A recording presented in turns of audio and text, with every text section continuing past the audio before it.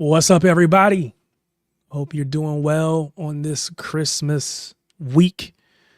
Day before Christmas, Christmas Eve, however you want to say it, but it's a great time of the year, and it is a great time to be a City fan. Christmas came early for us. Santa Claus must be a City fan, I guess. I know God is. I think Santa might be as well. But big ups to everybody that's listening, that's watching, that's here with me. Some of you are already putting comments in. I appreciate you. You know I always appreciate everyone that rocks with me each and every week. You guys are the best, so I really do appreciate it. I'm doing something different this week. I've not done this. It's been available, but StreamYard has this thing. They call it Mars. It's multiple aspect ratio streaming. So I am sending this out, the normal horizontal stream that you would see on StreamYard or on YouTube. But I'm also sending a vertical stream out to the Shorts feed. So if you come across this from the Shorts feed, I need you to let me know, because I just want to see if anybody even watches over there, because I've never done it before. And so I just decided I was going to do this just to see if anybody was out there. But big ups to everyone. Big ups to all the City fans. I started out with a poll. Again, I said as we first came in, Christmas came early.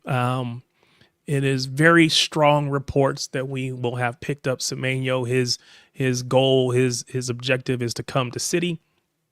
And so coming to us over United, over Liverpool, over Chelsea, over whoever else, he's decided to come to us. I know they still have to work out the details, and nothing will be finalized at least until the new year when the window actually opens. But for now, we're excited. Big up Jennifer.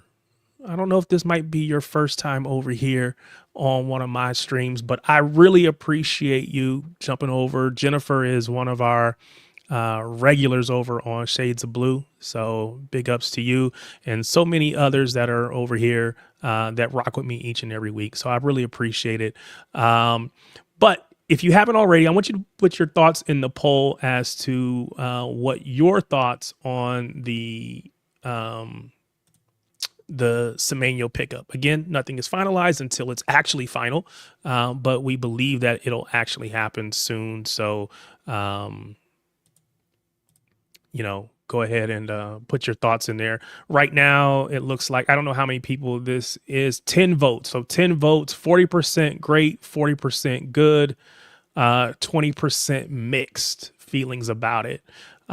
So we'll see how that continues to change over the course of the stream. But big ups to each and every one of the 21 of you that are out here with me right now. Really do appreciate it. If this is your first time here, if this is your first time on one of my Talkback Tuesday streams, this is a chance for you to come on camera or just come on audio only. It's entirely up to you. But there is a link in the chat. At the very top of the chat, there should be a pinned comment. If you click that comment, it will, there's a link in that comment. If you click that link, it will drop you into the queue to come up on the stream. Some people want to come up and just have, drop their thoughts, drop their comments, and then drop off. Other people want to kick it with me for the rest of the stream, however long we decide to go. It's entirely up to you, but the point of this stream is to be able to hear back from each and every one of you. I'm going to come on here. I'm going to tell you my thoughts about what's going on. I'm going to tell you what I think about Semenyo, so on and so forth. But I want to hear from you. I want to hear what your thoughts are as well. So let's get into it. Let's look at some of these before we do. Big up Snoopy, always first one, every single stream, first comment. Love you, dude. Appreciate you. Henry Hart, can't wait to hear your Semenyo take. Big ups to you. Appreciate you jumping on. Adam, as always, is with us. Merry Christmas to everyone. Happy holidays, whichever you celebrate, but definitely glad to have you. We're going to get into this question from Adam. Do you like our new player? Again, there is a link in, or there's a poll I want you to fill out, and then we'll go from there. So this is going to be interesting, ladies and gentlemen, because I've got someone that I believe is a newbie around here. Name is Ado. Ado wants to jump on stream. So let's see how this goes, because it says that Ado, let me click this off so you all can see what I see. Ado says 115 cheats. So Ado, big ups to you. Thanks for jumping on. Thanks for coming over. This is entirely open to hear what from everybody. So it doesn't sound like you're a City fan. So what team do you support? I am a City fan, Terry. Oh, you're a City fan and you put 115 cheats. Yes, we are officially back. The social media is on fire. 115 cheats are out. Oil Club is back. Everything left, right, and center. United fans are in tears. Everything is just going down, and it feels good to be back. We had a year off, where we were just, teetering here and there a little bit. And now we're officially back. A little bit of Semenyo news broke through, and it feels like everybody is just losing their heads left, right, and center. And then apparently there's a journalist that got sued by City earlier today. Yes. Lose his job and the whole nine. So honestly, it feels like one of those days where like, wow, what a time to be alive. What a time to be a Man City fan. Yeah. So United fans were desperately clinging to the idea that they were going to be able to pick up Semenyo because, of course, they're the biggest club in the world. They're the biggest club in England. They're this, they're that. And so they just assumed that he was going to go to them. I saw people making comments about how, they listed out, and I should probably pull up the tweet, but they listed out players that we had both been in contention for. They listed out, for instance, Harry Maguire. They listed out Alexis Sanchez. And there were a couple others. I don't remember who else, but they listed out these players and said, oh, all these players always choose United. So they just assumed that Semenyo was going to do the same thing. And my comment to them was simply, yeah, they chose money and then they all regretted it afterwards. Their pockets were fat. They had more money in their bank account, but they didn't have many trophies. So, and then not only that, all of the players that we lost, quote unquote, to them, or even to others. I mean, we've had people get, again, people don't have to come to City. That's not a requirement. But the reality is, I think they all tend to regret it when they don't, because it never goes as good wherever they're going, whether that be Arsenal, whether that be Liverpool, whether that be Chelsea, whether that be United. None of those teams have done as well as we have trophy wise over these last few years. So if you come to City, you're going to make good money. I'm not going to sit here and act like you're not, but more importantly, you're going to win trophies. And so that's the big thing. But United fans, I think they always cling to history. They keep telling us about history. We got this many trophies, all of them way in the past, and it doesn't matter. And that's the thing about it, Tarek, is they're clinging on to the past so hard right now, is the fact that they don't have anything else to hold on to. I'm sorry, what did they finish last year? Was it 14, 15? Somewhere along the line, they finished very high. And apparently, what I kind of read so far is their manager has had, 13 wins in the last 12 months or something along the lines. It's been something ridiculous like that. But going back on the Semenya news, I'm very happy that for once, not for once, but it just feels like a long time coming that like we actually got picked over the bigger clubs, if that makes sense. Yeah, those historically big clubs. Yeah. Yes, there was a lot of other big teams sniffing around him, and then he just came out and said, like, yeah, like I'm just gonna go to City, and I have bigger ambition to win, and I like their project a lot more. And for what it's worth, I mean, to me, this also feels like a big plus because this also just tells me that our owners, they don't play around. They really want us to be in the forefront of winning. They understand that we're not going to have Pep forever, but they do also understand that if Pep is allowed to rebuild the team how he sees fit, there's a bigger chance of him to keep extending and winning more and more and more. And I feel like that's just a big, huge plus for all of us is to have that type of ambition. Because when you look at all these other clubs, I'm sorry, it doesn't seem like a lot of them have that type of ambition going on. They're mostly in it for the money, for the revenue, for just getting that big name player and be like, oh, look who we got. Let's sell some kits here and there and stuff like that. But for us, it just feels like that. Hey, like we're here, we want to win now, and we're gonna invest into winning now. And if Pep is the one that wants to rebuild a second, third, fourth, or fifth team, let's give him the reins. Let's see what he can do. Because if we don't, like, who do we have out there that can kind of bring this sort of success? I don't feel like there is. I don't feel like there's maybe three or four managers out there that can do what Pep has done, and it just feels really good to have the owners behind us like that. To be honest with you. Yep. Big ups to everyone that has joined. There's a couple people that have said they have subscribed. I saw at least one notification come through from Steam Elements. Big ups to each and every one of you. Again, we're just recently kicking this thing off with, this is week number 10. I think I put on the thumbnail. So yeah, we've been doing this for 10 weeks. And again, this is an opportunity for you to come up and have your say. We're talking footy, soccer for us Americans, but footy or football.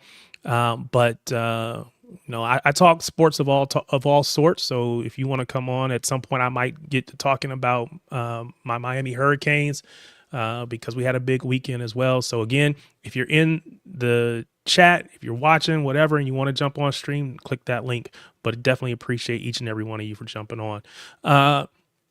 So let me ask this question of you, and I want to hear your thoughts. But my guy Miami Snoopy said, "I'm surprised he chose us, to be honest, but that makes me feel better about his mindset." Were you surprised to see that he? And again, let me preface all of this by saying that no transfer is complete until you see Cheeky sitting at the table in the shaking hands or with the contract in front of the player. So until you see Semenyo holding up the jersey, the shirt, anything could happen, anything could change. But as of today, it feels like this is pretty much locked on, ready to go. Semenyo has wanted to get this out of the way early because again, I think the release clause that's in his contract, as I understand it, or as I've read, again, what do I know? But as I've read it, basically expires on January the 10th. So he wants to get everything locked down, out of the way, solidified early. And so he's been going through that, having all those discussions. But yeah, it is possible that anything could happen. That being said, are you surprised that he chose us? Were you surprised when you saw, I assume you've seen the tweets or the reports or whatever. Is that a surprise to you, or did you think it was always going to go this way? I mean, to be honest with you, Farrah, I'm not gonna sit here and say, it was, oh, they're all gonna choose us or whatever. I was very surprised. I really wanted Works in the summer. I really was one of those fans where like, oh my god, what could have been? Oh my god, he could take the reins over after KDB, and you always have those like what could have been moments, and I was one of those fans where like, oh my god, I was really mad and upset at the board. I just felt like at the time I was like, why can't we bring in superstars to the team? Why are we not at the forefront of bringing your Hollands, your Mbappes, your Vinny's, your the mega stars, the Vertzes of the world, etc., etc., etc. But then as the season went along, I kind of like stepped back and was like, okay, like that's not how we really operate, We don't really. And shout out to Martin, by the way. He's the one that also was saying was like, that's not how we really operate. As you can see, all these different types of level of players, they're coming through, and Pep is gonna coach them, and they become these superstars and they do what they do. I was really surprised that we got Donnarumma out of nowhere. That was the one that I was like, whoa, Like, okay, he really wants to play for us, even though Pep prefers Edison type of style player, etc. So I was like, wow, like that's I was like, that's very big because Donnarumma is a big, big, huge name. From Italy, AC Milan, and the whole nine. PSG won a treble, the everything. And then I was like, whoa, he really wants to come to City. And then as news started to break out, whatever, whatever, it was like Pep wanted Donnarumma before he wanted Ederson, and I was like, well, that kind of makes sense, but I don't understand why. Because from everything that I read forward, they were saying, oh, different style of play. You could teach him how to kick and all of that. And then now, fast forward, like, oh, Semenyo picked us, and I'm like, whoa, like that's really surprising. You had all these other clubs that you could have went to, but then I also was thinking about like, hey, like Chelsea's not in a title race. Liverpool is far away. Like Man United, what are we even talking about? Like there's he should have never been there. If it should have been, I know Arsenal was not going to be in for him. But other than those couple teams, like we were in the best position to for him to win a trophy in the next 12 to 16, 18 months, however long you want to put it on. I was very happy that he chose us. Obviously, like you said, anything can change from here on out. But I was very happy with that. And I know he's gonna do really good under Pep because I know that Pep is really going to be able to coach him, and he's going to really be able to get the best out of him. And one more thing, Tarek, we needed somebody that's powerful. I keep coming back to that word powerful all the time whenever I speak with somebody. It just rings a huge bell of KDB last year saying we are too soft. We are very soft in the midfield. We're very soft all around. And if you remember the Real Madrid game when the ball went over to Bernardo, their left back, Alvaro, he literally just bullied Bernardo off the ball like easily, and then counterattack, boom, Yeah. 1-0. And Yeah, we're like, I think if we had a powerful player like Semenyo, that wouldn't happen. There's a guy that I watched earlier, Stephen McInerney posted about him. yeah. Five Blue Times, it was saying that like Semenyo is like a top five player in like winning duels and winning headers and all these things. And I'm like, whoa, like that's like if the game is shifted that way, that's who we really need. Yeah. To your point about pace or and power, Matthew Hoyle, 31 said pace, power, and strength in all three attacking positions. With the class of Cherky and Foden, Merry Christmas. And again, talking about Doku on the left, Semenyo on the right, you got Holland through the middle.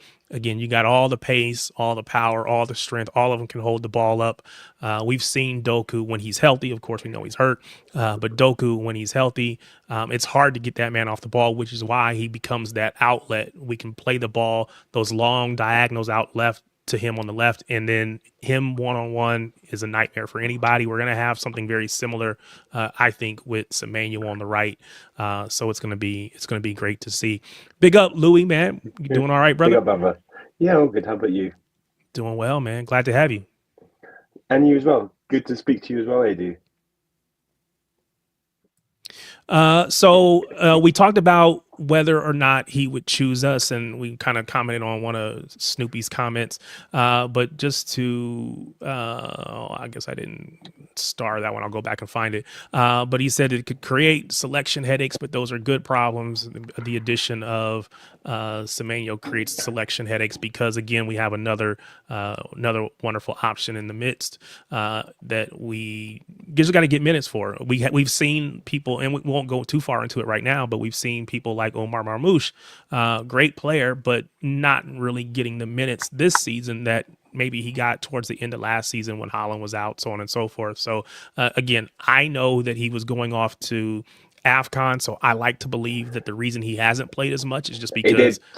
By the way, he did good yesterday for gotta go.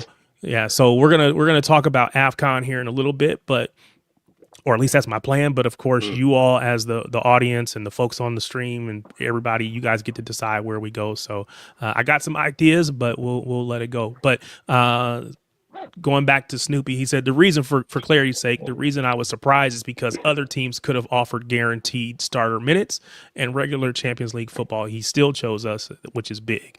And again, I think somebody, I saw this comment.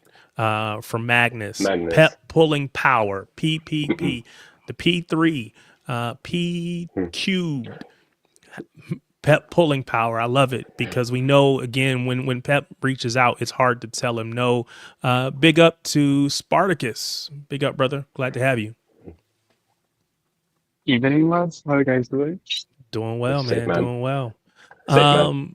You guys are welcome to stay on. I know, Ado, you're welcome to stay on as long as you want. This is I think your first time on, but you can stay on as long as you want.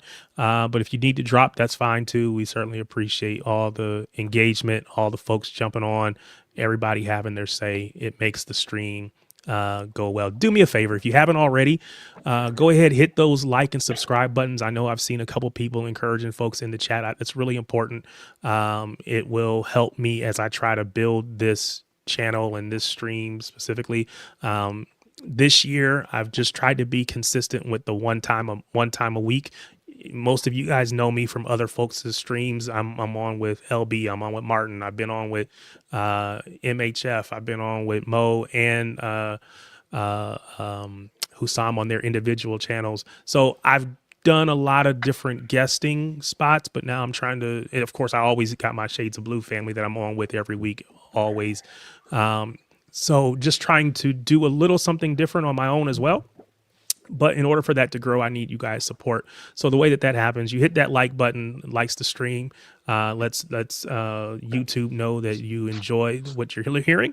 But then also hit that subscribe button. I think we are, I don't even know what it is now. It's upwards of 180 something. I really would love. So Christmas is in 2 days, right? I don't know how many people on here may not have already subscribed, but there's a strong possibility that we can get to 200 even before we end the stream today, possibly. I don't know. Maybe we can do that. But definitely if we can hit 200 before the turn of the year, that would be great. And we just want to continue to grow from there. So big ups to each and every one of you that are here and those that have subscribed and liked the video. All right. So, Louis, tell me what's your thoughts about Semenyo? Buzzing. I was like earlier on today when the Chelsea news broke. I was chatting to a mate, like on DMs, and said about it just felt like a media game. It's just that 11th hour, get some sort of knowledge in whatsoever, and then if they get encouragement, it's like we've won it at the last minute. If not, it's we're happy. Like it's the same media stick sort of thing. Let me jump in real quick. So there's a question from Joe H6115. The question is it supposed to be a portrait stream? So I'm doing something different. West Ham, I'm looking at the title. StreamYard allows you to stream what they call it Mars is the buzzword for it, but multiple aspect ratio streams. So I can stream one time today and it goes both to the shorts feed in a vertical stream and the normal typical video timeline and what have you as just a normal horizontal screen. So depending on where you are watching, you can see it in either of those aspect ratios. It just depends on where you're at inside of YouTube, I suppose. As far as I know, that it just you can choose which way you want to look at it now. Again, I've never done it before. I just tried it today to see what happens. So Joe, I assume you saw it from the portrait stream for in the shorts feed. So big ups to you. That lets me know it's at least going there. I think Louis, did you say you were over? Oh no, was that Magnus who said that he was over there and didn't realize?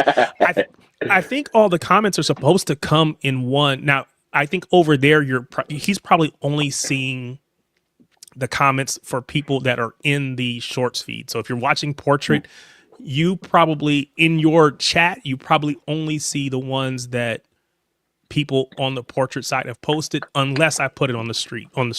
I see all of them, so I can put any of them up there.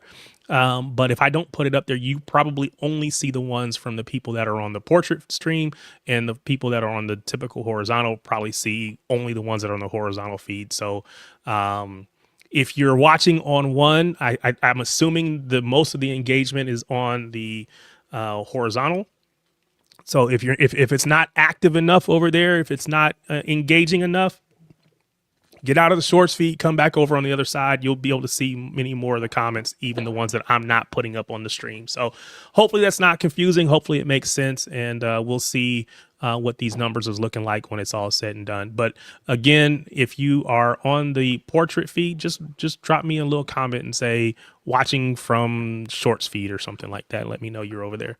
And then let me know how it works. I can see what it looks like on my screen here, but nobody else probably can. So let me know if you like this or not.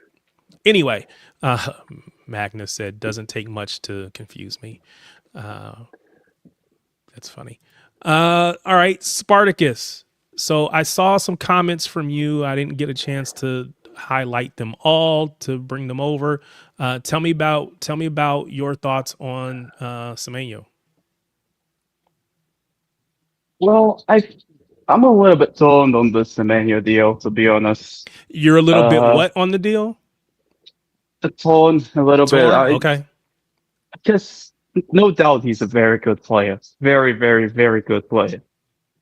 But, and I do understand that attacking is a brilliant proposition to have a front three of Turkey, Doku, Haaland, with Foden and Doku, Haaland, and Semenyo in the front three, with Cherki and Foden behind them to create. Just like we used to do when we had KDB, David Silva, and Fernandinho in the middle of the park. But I don't think we have a six in the club, especially because we're playing in transition more than ball possession, that can handle that much defensive work because of the lack of defensive work of the other two midfielders. Foden is very good defensively, but he doesn't have the strength and physicality to get stuck in and get on tackles. So he can't be the main guy helping Rodri. He has to be one of that third guy who supports him. And Turkey doesn't have enough defensive output to be that also auxiliary player on the right side. So I don't think that you can play that, especially in the big games. Against smaller side, you might be able to do that, but in the big games, I don't think you will be able to. And then we move into where does he play then? Because I think on the right side, I would rather see Cherki than Semenyo. And on the left side, I would rather see Doku than Semenyo. So in my view, he's a very, very, very good player that doesn't start for us. Kind of like how Marmouche is right now. Very, very, very good player that doesn't start.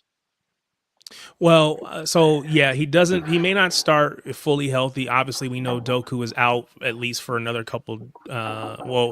They said potentially back around the beginning of January. So if he comes back right away, then, maybe that, to your point, there's going to be him playing as kind of cover for both sides. 8 days time. Yeah. So if first is 8 days. So the 8 days is the earliest we could even sign him. When is the first game? When is the first match after that? It's the interesting thing. I can't remember the last time it happened. Go on, Eddie.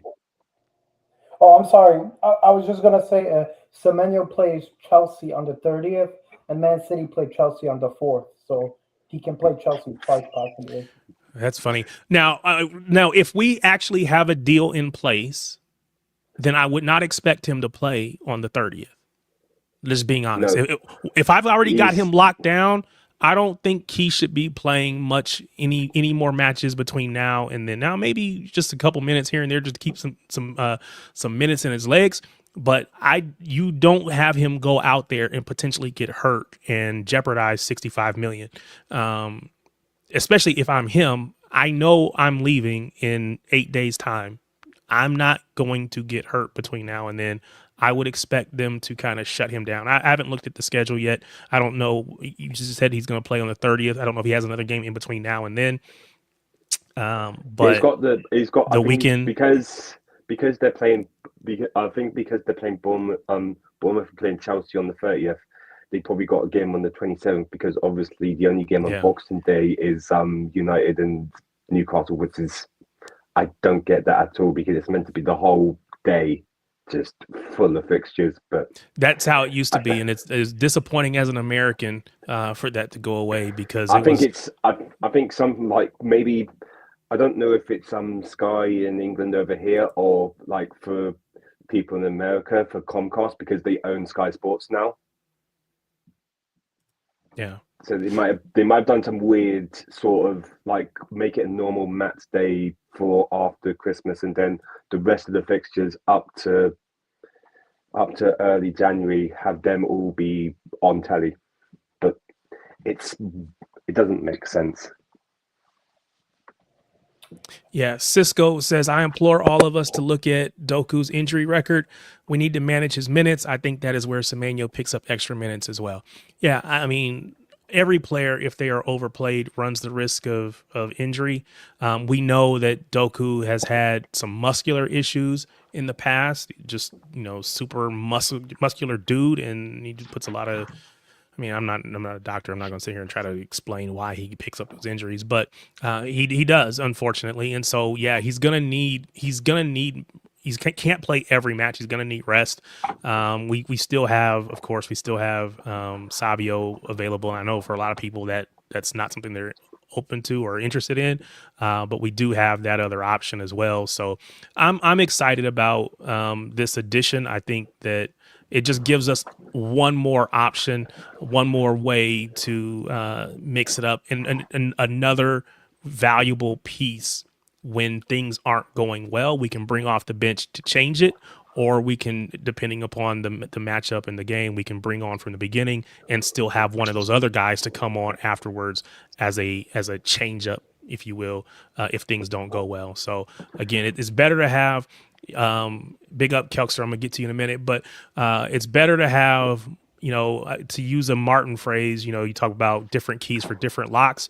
The more keys you have, the more locks you can unlock, right? So I'll take all the keys because I'll have many, many more options.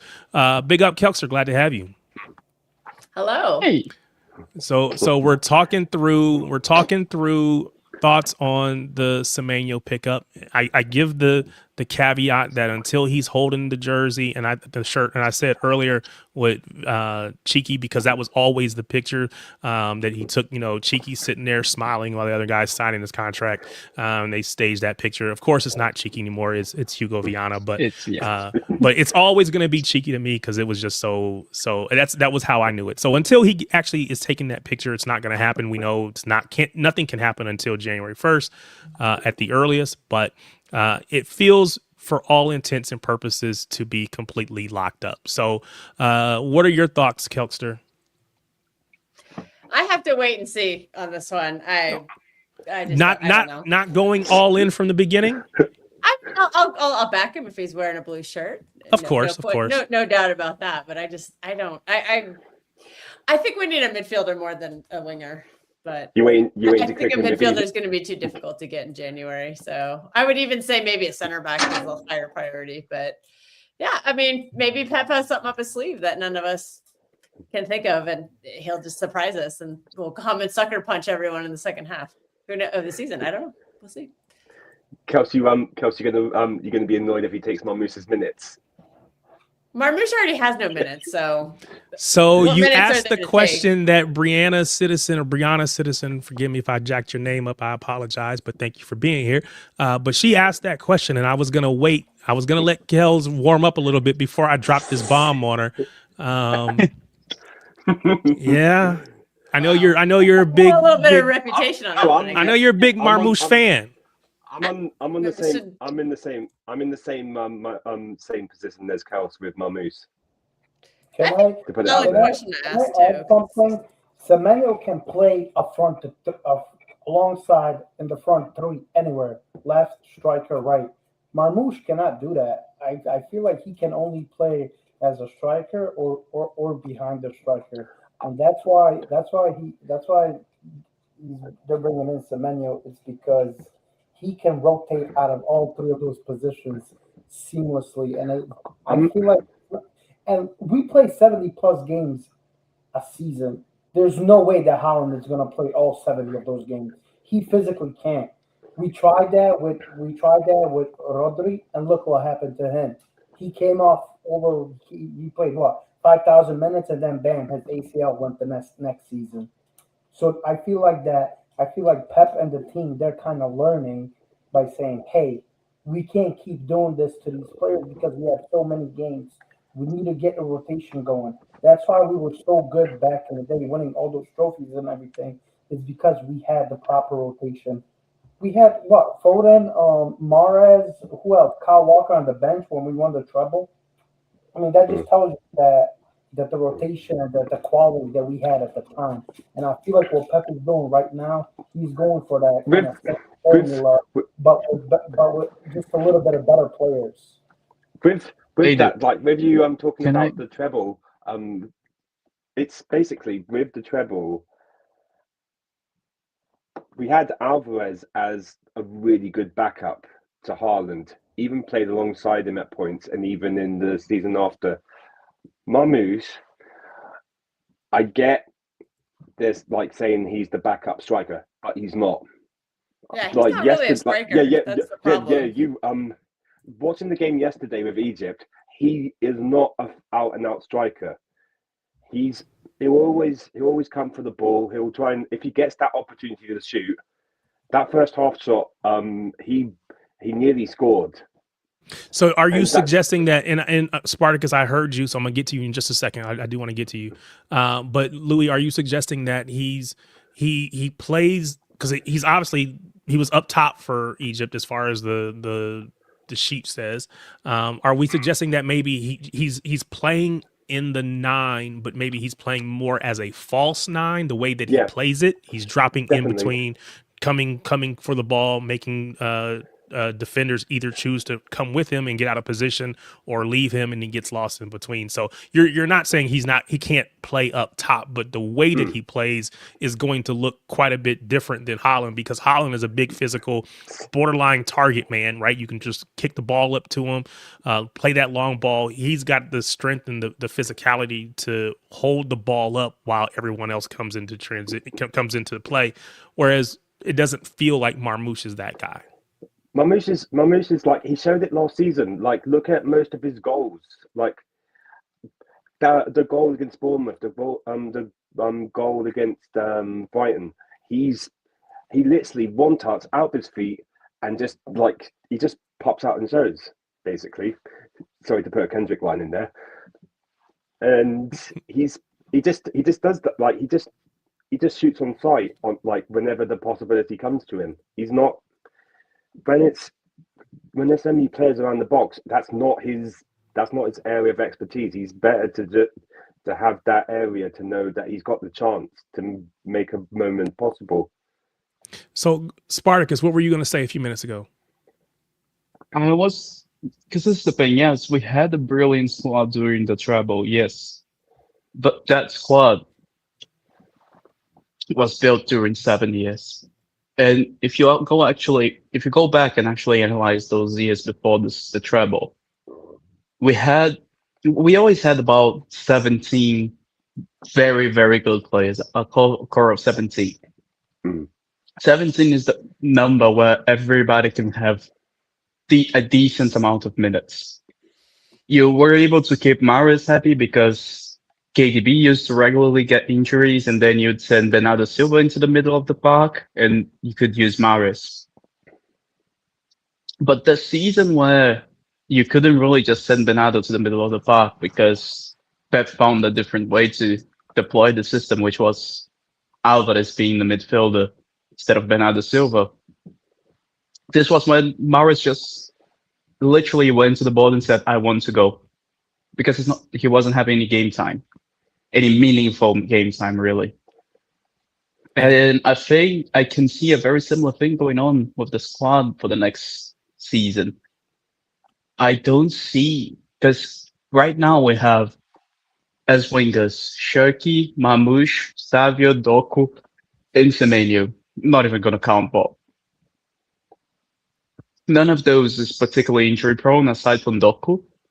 So all of them are going to be fit for most of the time, and none of them are particularly versatile to the point where they can play midfield where we usually get injuries.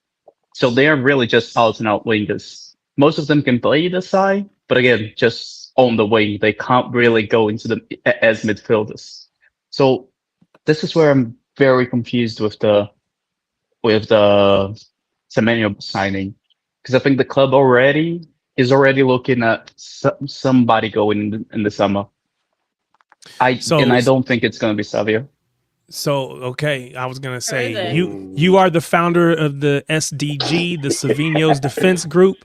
But I have a question for you from Brianna. She says, with Ornstein hitting that Tottenham may come back in and improve on 70 million. Does anyone other than Spartacus turn that down? Now, I gotta clarify.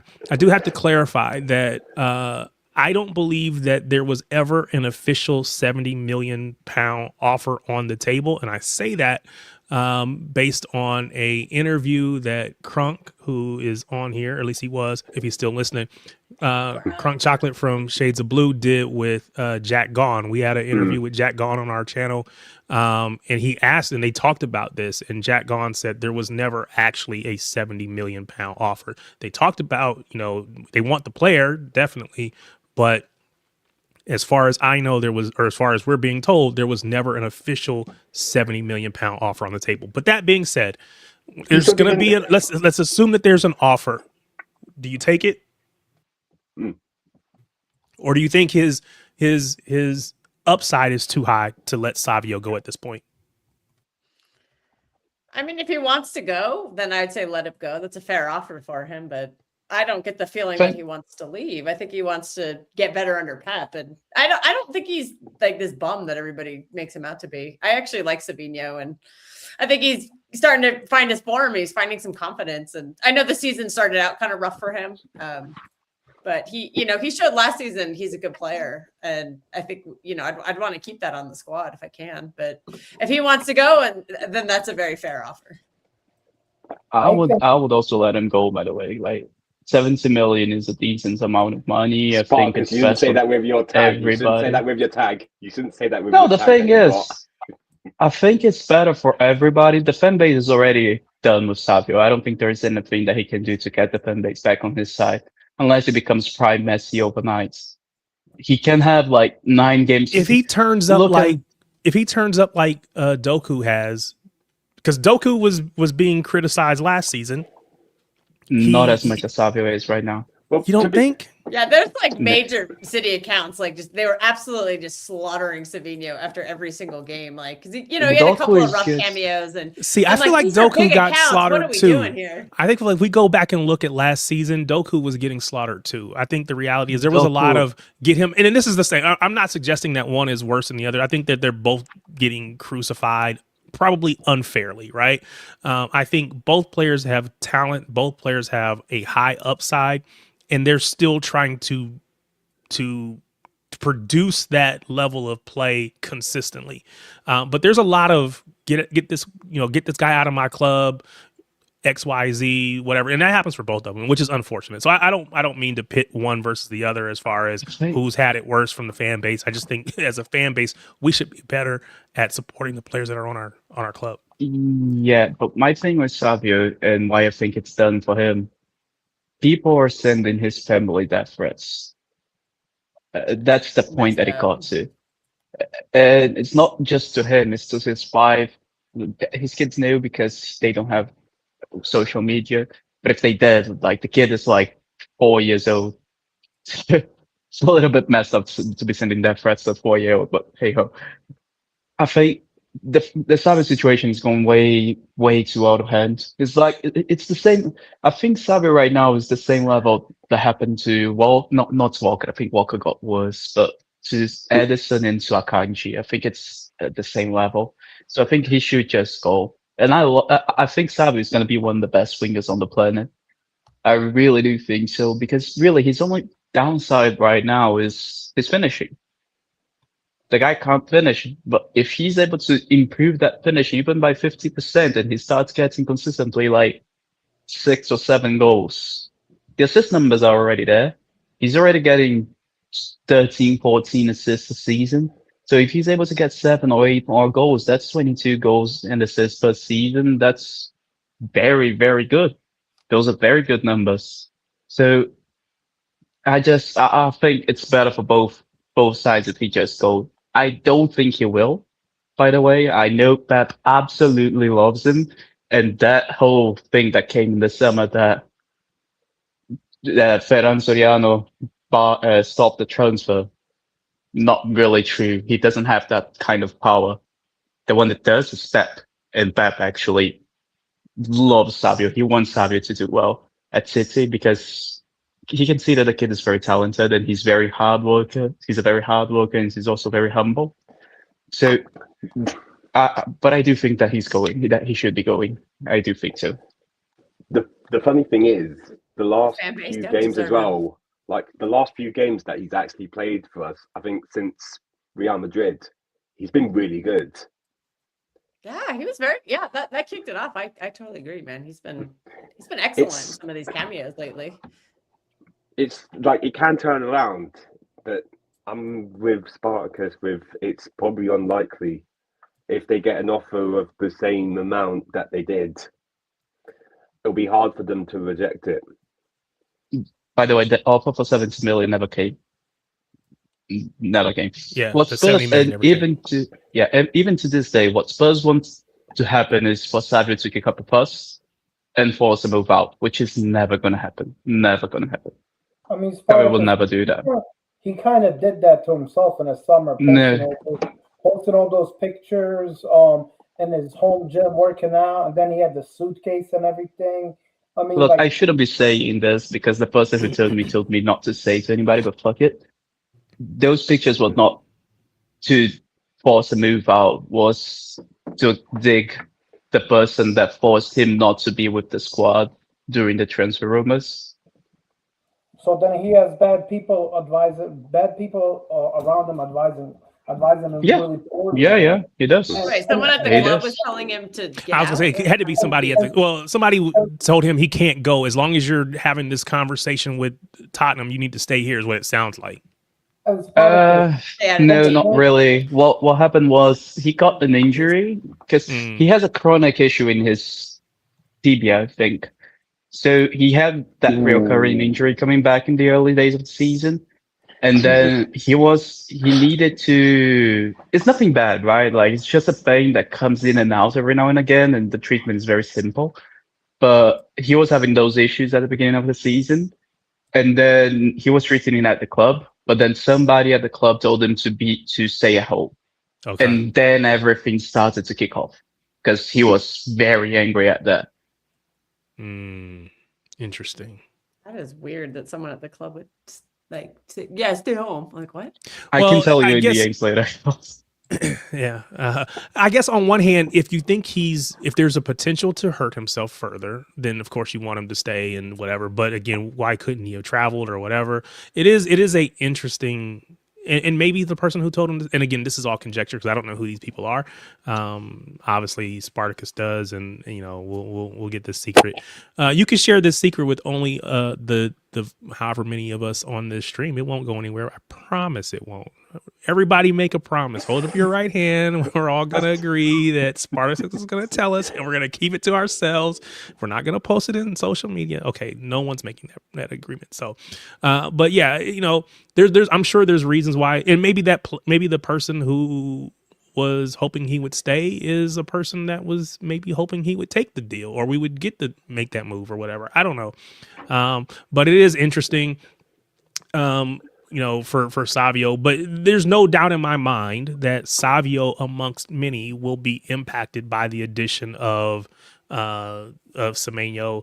But again, we talked about, and you'll hear LB will be the first to say it's about competition for spaces. No one has a guaranteed spot. Everybody has to fight for their position. They talk about how, our wingers were, the depth in our wingers were so great the years before, and including the year that we won the treble. So again, Pep is a manager that knows how to deal with that rotation. We've done it in the past.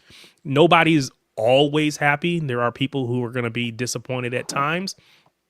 But everyone should know, at least I believe everyone should know, that if you go out there and you perform on the pitch, Pep will continue to play you. You may not get all of the chances that you like, but when you get it, you have to take it. Exactly, Tarek. I like that you said that because Pep did the same exact thing in that Champions League game. He said, "Here's brand new 11. Go prove me wrong. Tell me what you can do." And look what happened. They literally just all shit the bed, and then Pep is like, "This is the reason why you guys are not getting picked."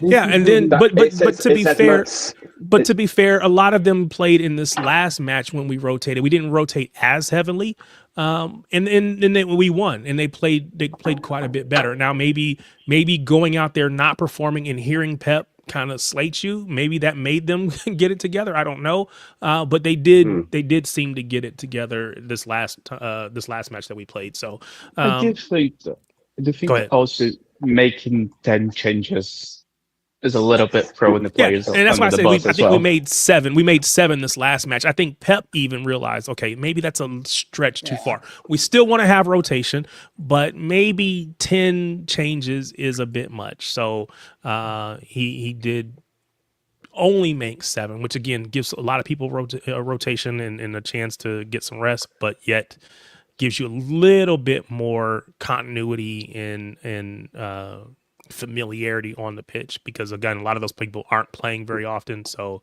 there's a lot of conversation about whether people might leave. Players will have the urge to play, difficult to press that urge. And again, we've seen that in the past where people who don't play as much, or don't, in the case of Julian Alvarez, who we brought up earlier, not just didn't play because he did play, but he didn't play in the position that he wanted to play. Those kinds of players, it will always happen. And, that's why, it might be 1 or 2 that we have to move on each summer or whatever it is and bring in reinforcements. But it's a good question or good problem to have, I suppose. I'll just say rivals are already crying. They're like, "Hey, you guys spend more money." I'm like, "Go eat it, man. Who cares?" Yeah, we're rich, biatch. You know what? Get over it. Yeah, that was the statement at the beginning. We know we're back when everyone is complaining, when 115 is raising its head, when Nick Harris is coming on, got what he's got to say. We know that we are. Asan cooked him. Asan and Stefan completely cooked him on Don't Twitter. forget his burner account, the Magic Top Hat. No, yeah, it does feel that way, doesn't it? Account. No, it's that's definitely an Arsenal fan. Oh, the Magic Top Hat is it's not Nick Harris, allegedly. I know Magic Top Hat is an Arsenal fan. It feels like they might be one and the same. They may not be. They have the same. At the end of the day, they have the same feelings, agenda, right? To try to paint the club in a bad light. So let's pivot to this Nick Harris character, journalist, or I'll call him a journalist. Maybe I should say so-called journalist. I don't know. You say journalist. I'll do it in quotes, like in comments. Yeah, like, air quotes. I can't say the word that I want to say about him, so I just won't say anything. Yeah. Let's not get Derek demonetized. Exactly. That's why. Well, we got to get me monetized first. So big ups to everybody. Hit that like button, hit that subscribe button. Let's get me monetized first, and then I can protect the monetized and not get me demonetized. Yeah, and then I won't get demonetized. But either way, we don't want to get ourselves in any trouble. But yeah, it is interesting that he says that the club, and I'm gonna pull up his tweet because I want to find it. But he said that the club basically tried to get him fired. To be honest, I actually hope this story is true, because I would love to see us go full rampage on everybody after 115. Once a verdict comes in, if our name is cleared, I want us to go after everyone. Go after the YouTubers, go after the media, the Sky Sports, go after everyone and absolutely crush them.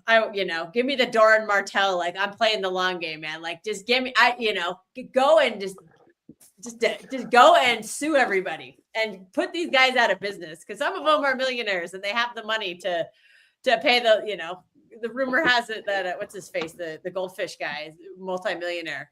Go sue him. Go take all his money. Like, I want to do it. Just the amount of crap we've had to deal with for years, just go bleed them dry. I I'm out for agree. vengeance. I agree wholeheartedly with that. To be honest with you, this media nonsense. They've been getting away with murder, left, right, and center, calling for Pep 115. All of this nonsense. I'm all for just sue the living hell out of them, and let's see what you gotta say now. A lot of these people, they don't understand that. Hey, like, you can say whatever you want on Twitter, whatever, that's cool. But like when you're messing with somebody's money, i.e. the club's money, and you're calling them all these things have consequences. And the consequences are you will get sued, you will possibly lose your job, and whatever else comes with that. And I'm sorry, but that's all they're doing because I get it. We're in a social media world, everybody wants clicks. Everybody wants this. Everybody wants to get monetized. Let me hide behind a paywall so nobody can see, nobody can read. The people that want to support me, they can buy it, whatever, da da da da.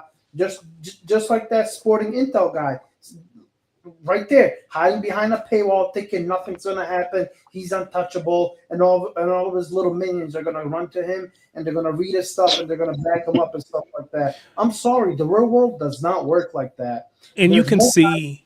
Oh, go ahead. Sorry. No, go ahead, Terry. Oh, I was gonna say, you can see his original tweet revealed Manchester City legal letters where the main aim was to get me sacked. He's making himself the main character in this story. Again, he continues to come for City, continues to come for the club. He's got so much. But then, to your point about getting clicks, and then this is what is really giving away the aim here. Please, Manchester City fans, please keep tweeting and retweeting about this. You're driving traffic and paying subscribers to my site. Merry Christmas. Again, he's generating likes and clicks, and he's basically benefiting from telling this story about how City tried to get him fired. Again, trying to make himself the center of this focus. Again, forgetting the fact of all the things that he has said about City and all the things that, down through the years, because again, this has been going on for 3 years at this point, that he has said. And we've always said the club will never sue. The club will never make a big deal about it. Club will just let it go. And so many people on the other side have been, hey, we want to big ups MHF. Appreciate you guys. But we want the club to sue because we want to see the club take a strong stance against people like this, right? We want to see it happen. And unfortunately, for years, we've just kind of sat back as a club and let people say what they want to say, throw all the rocks, hide their hands, and act as if they didn't say anything. And now, according to this, it seems like maybe the club actually did send letters and say, listen, your journalist has an agenda. Your journalist is not objective. Your journalist, this, that, and the other. I don't know if anywhere in there it said that, we demand he be fired.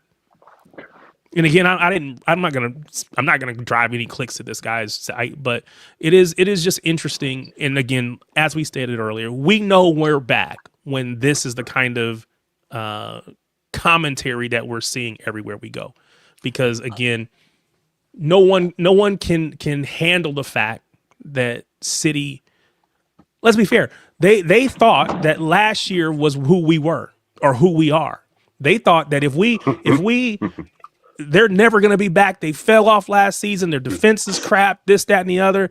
Oh, they're done. City's time is over. Pep's going to leave, yada, yada, boom, boom. They all had so much to say. But the reality is that we're sitting right there, 2 points off second place, or 2 points off the top, while all those other teams are falling behind, and we're right there.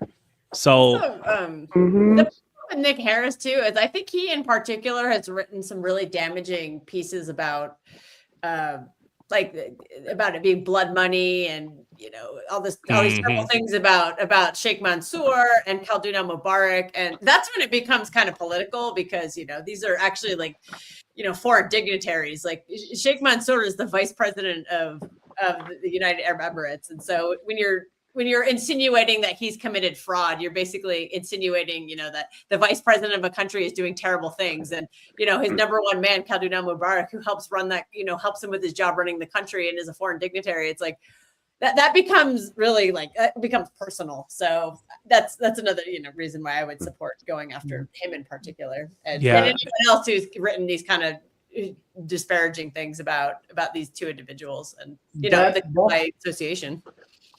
Yeah, so that man was on live TV shaking Donald Trump's hand, and they were talking shop left, right, and center. Do you really think that you're gonna talk about the tangerine to be guilty of fraud? Do you know how hard it is to prove fraud? I do fraud as it's my career. And it's very you commit hard. fraud. No, I'm just kidding. You said you do fraud. You said you do fraud. Your career is doing fraud. Drug dealer on the spaces. He's the fraudster. Yeah, he's a money launderer. No, I do compliance, which entails. Yeah. I was just kidding, man. Sanctions, fraud, and all that. It's very hard to prove fraud on somebody. It's super hard. So for Premier League to kind of like prove it, that's why it's taking so long, because they don't know what to do. They know that they got themselves into they're in between a rock and a hard place. They overcharged. I'm not naive to think there's nothing you can point to and say, well, that's probably not quite right or whatever. I'm not naive, whatever. But at the end of the day, I think they overcharged, and now they're trying to figure out how to get out of this without in save face. But the reality is, I don't know that they can. This is again this tweet here from Nick Harris at Sporting Intel is frustrating because I don't need to keep quiet anymore because of Man City's intimidation, because I work for myself. If you want answers about what is really happening, with 115, ask reporters of every credible news source publicly about their own interactions with the club on this subject. No, I wonder if maybe you're the only one that the club has had an issue with, because you're like, it is so egregious, the behavior, that they have to say something about it. But again, this is all to position himself as a victim, and to make himself the whole the witch, like, there's no other way of putting it. There's been a witch hunt for, I actually can't remember how long it's been, but that whole pack, like the big one was after the FA Cup final where we won we won all the English trophies that season, 18-19. Oh yeah, we won the domestic quad. Yeah. And like, I can't remember if it's Miguel Delaney or whoever, but there's a whole pack of them, and they've been utter fucking clowns this whole time. And he's like, some like team like City in football, like Lewis Hamilton in Formula One. I don't know in basketball and NFL. There's always that one team that you're able to just put their name in it, and boom, it just raises the stakes even that much more. And I can't stand it. I can't stand it for the life of me anymore. And these fucking dickheads need to get what's given to them, because they don't realize it, but they should, because they're just fucking irritating. So I don't think there's anything wrong with Lewis Hamilton. Looks like there's nothing wrong with the Patriots. That's okay, Spartacus. Hey, San Mateo's finest there, Tom Brady. Holla at your boy. I grew up in the same town as Tom Brady, so my one claim to fame. Where? San Mateo, California. That's where California. I grew up in. For some reason, I thought he was from. Oh no. That's Derek Jeter. Derek Jeter's are from Michigan. He came from Michigan. Yeah. All He right. went to Michigan for college, but no, he's from the Bay. He's okay. It's right near the San Francisco airport. That's where I grew up. Fair enough. I'm not a Tom Brady fan. I live in Indiana, so in the Peyton Manning versus Tom Brady issues, or rivalry, I was rooting for Peyton Manning, but we'll see. I'm a Giants Peyton's fan, old team got their butts kicked last night. Hey. I'm a Giants fan, so I love Tom Brady. He gave us 2 Super Bowl rings. I can't. That's funny. Spartacus is like, what are you talking about? Yeah, I'm completely lost here, lads. Yeah, don't worry I about went it. fishing All you for got to it. I do, went fishing. if you need because again, this is a football stream, right? Football, American Oh. football, regular football, it's all the same. It's football to me. So if you want a team to support, start on the college ranks and root for the University of Miami. No, That's no, what you no. do. You root for them, Stanford, and baby, let's go. and you'll be fine. It is a great. We are probably as hated at the University of Miami as Man City is hated. We have haters everywhere. They just hate us. So it will fit very well for you. So go ahead and do that. I want to go back to the. They're playing NFL games in Sao Paulo now, so just go to an NFL game. I was gonna say the NFL's everywhere. When the 49ers go to Sao Paulo, I'm going. I'm just going to tell you that now. I'll buy you a ticket. You can come. And I'll show you what American football is. Swipe, tell me who's your team. I want to know. Please don't tell me you're a Notre Dame fan. That's all I ask. Just don't tell me you're a Notre Dame fan. Yeah, get out. So I want to revisit the poll that I put up. Am I an F1 fan for some strange reason or something? What's that? Am I an F1 fan or something? Yes. I think so. Yeah. Fair Colorado enough. Boulder. My two Yeah. best friends are Formula One fans. You should talk to them. Colorado. So I watched a movie the other day that had it was like the F1 movie on Apple. That's as close as I got to F1. Damson Idris. Yeah. Next Black Panther. That's what I've heard. Maybe that'll happen. So we'll see. The girl was the Black Panther now. Well, she was, but No, they're gonna kind of reboot That's it. Lita White. Oh, That's they Lita did White, the but movie flop, no, and they're I'm like, not yeah, big this on girl that power tangent. thing. No. I don't think it flopped. I just think that they probably had other stories that they wanted to tell that featured him, and so I don't know. I don't know. Isn't Tom Brady the minority owner of Birmingham FC? I believe he is. He is. I said I saw that on a documentary somewhere where he called out the notorious Wayne Rooney. I think the Americans are realizing that's where the money is they're going after the lower division football teams. Because I have a friend who's startup rich, and he just invested in an Italian team. Oh, so Kels is big time. She's got I got a friend. She's got friends that are minority owners of football teams. Man, it must be nice to be Kels. She's got connections, mate. She's got connections. That's all I'm waiting for.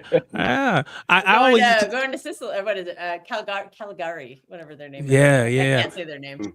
So there's a Powerball. So there's the lottery here in the U.S. And it's the Powerball lottery. I think it's the Powerball that is like $1 billion again or something like that. It's 1.7 is what I read. So almost $2 billion. That's even better. So I've always said that if I become independently wealthy, let's say I won $1.7 billion. I've already said I'm part of my money. I'm going to talk to the sheikh. I want a part of Man City. I want to own a piece of it. It doesn't have to be a large piece. I just need a piece of the club. So guys should. That's who my friend is. He's like he. I guess a fund that he invests in is buying a piece of the team. Fair enough. He was telling me dollar amounts, and I'm like, oh, that's not very much at all. I don't even know percent. It's probably. I would guess it's less than 1%. One of the players of the NBA team I work for is a minority owner in Leeds. Well, actually, the American team, the San Francisco 49ers, they're not part of Red Bull. Leeds also. They're not part of Red Bull, are they? The Niners are somehow. No, I don't think so. The Niners are involved in Leeds. That's all I know. York. Yeah, Red Bull. The York family is sponsor. Yeah, Red Bull have the main sponsor of Leeds.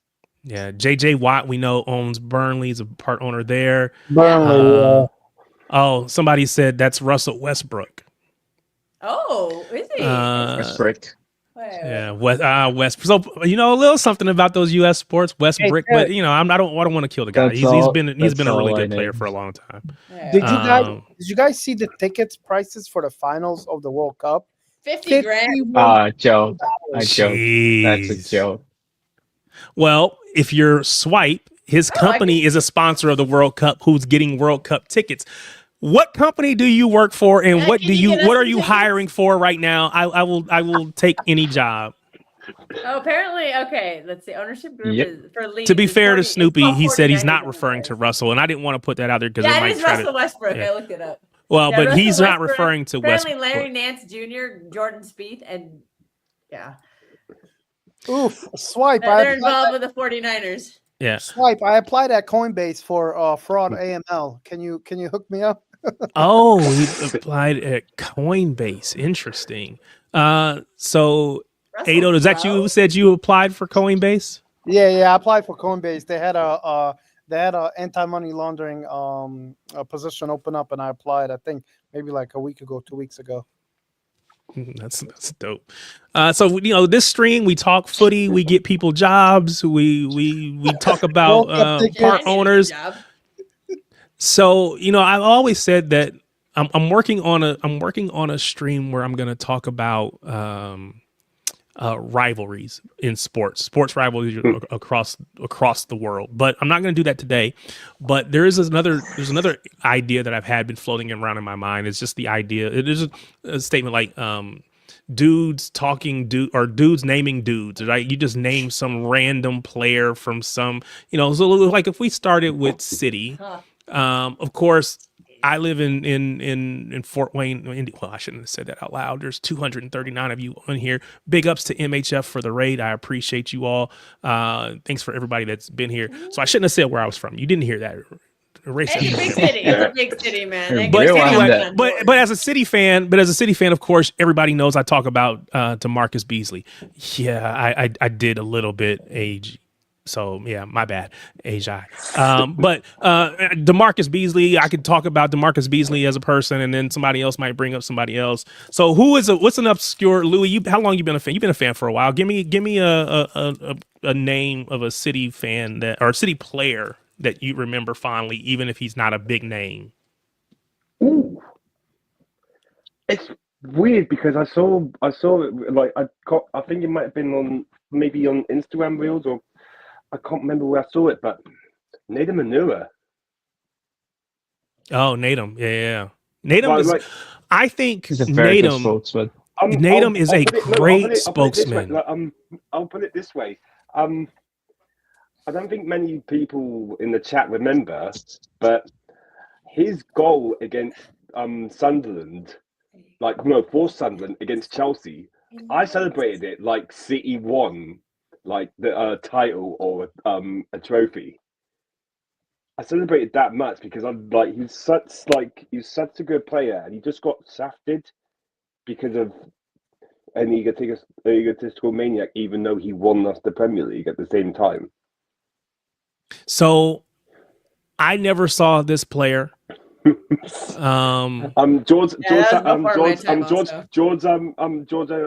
Sampras.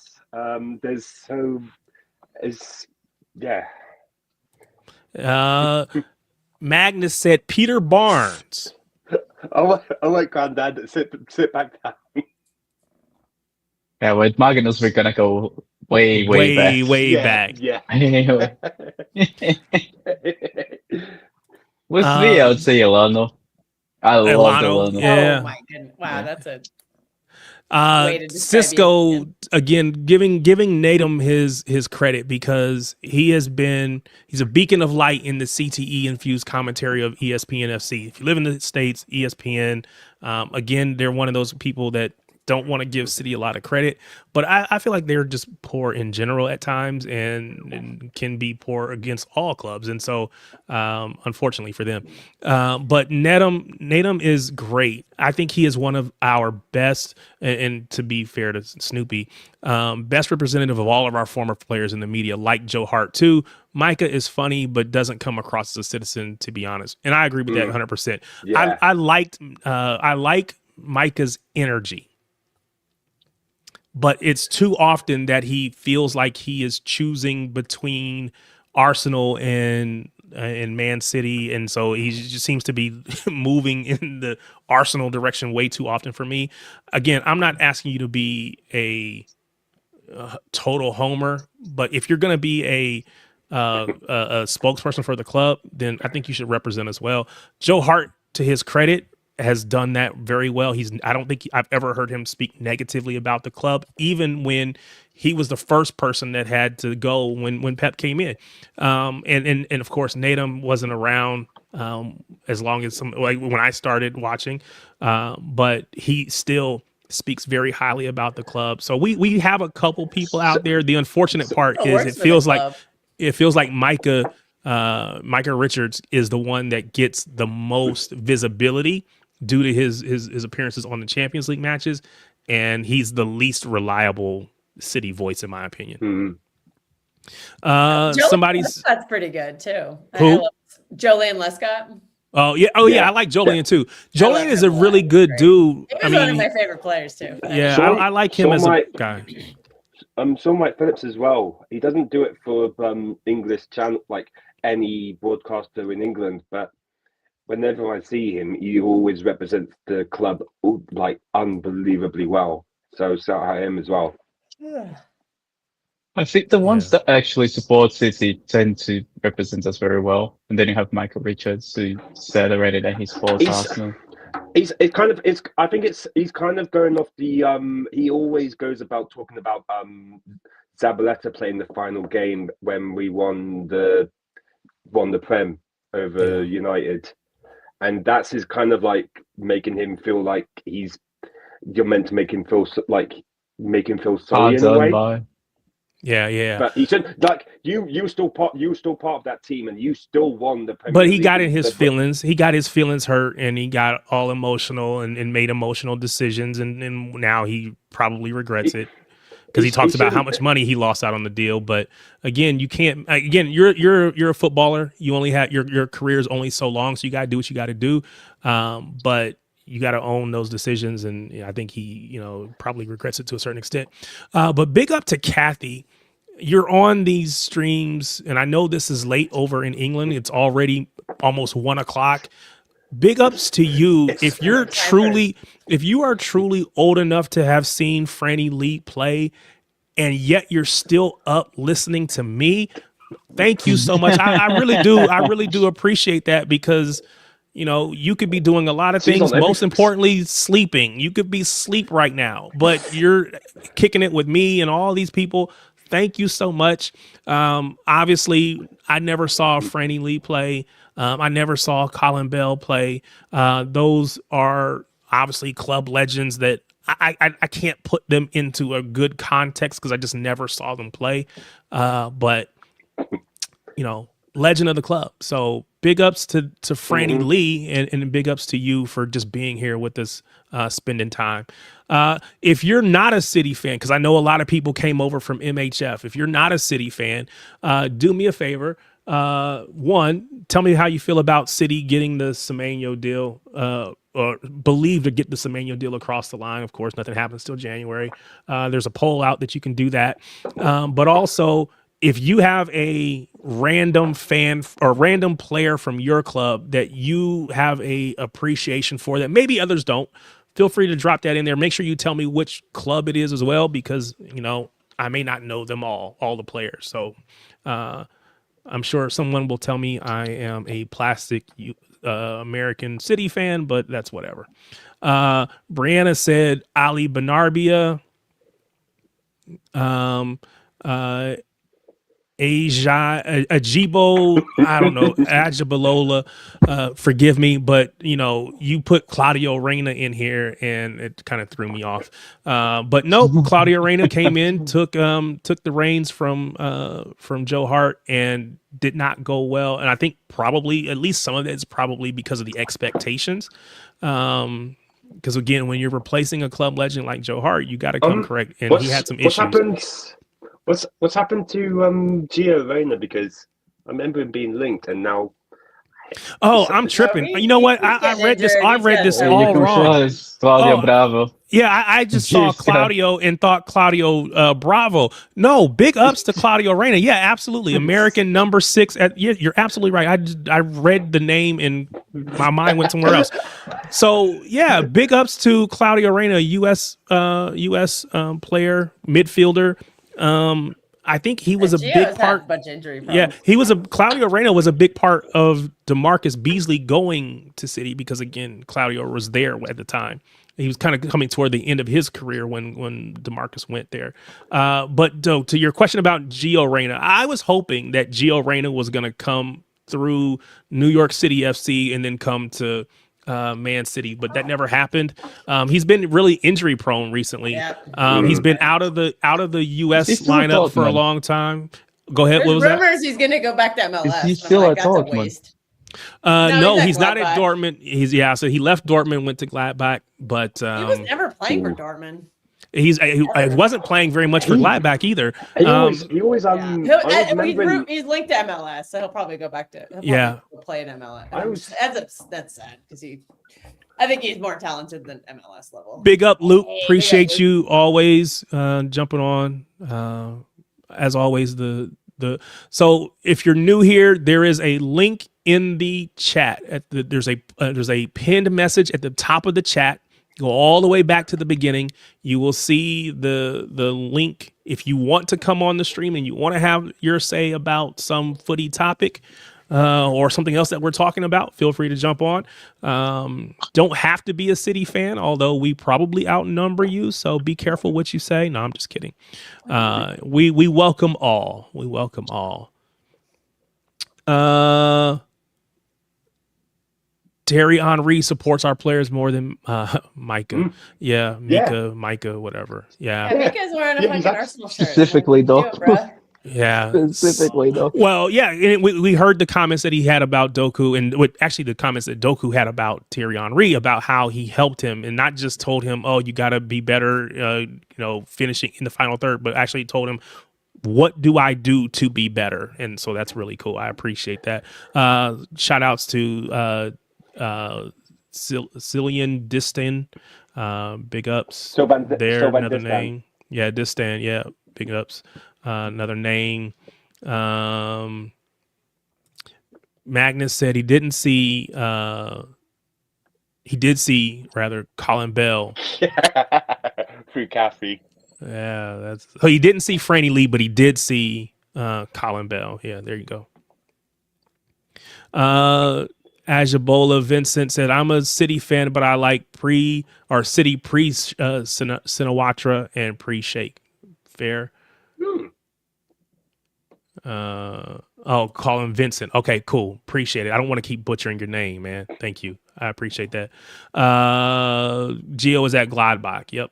Tarek's been on the mulled wine early. I don't know what mulled wine is. I don't really drink, but I will tell you that I was traveling. I was traveling for work today, and so it's been a long day. But I completely just saw Claudio in my mind. Maybe I'm just scarred. Maybe Claudio Bravo, that whole thing has just scarred me. But I really let's just not remember that. Yeah, man, because I saw it in I just started seeing red. It was like, oh, I'm going crazy, Claudio Bravo.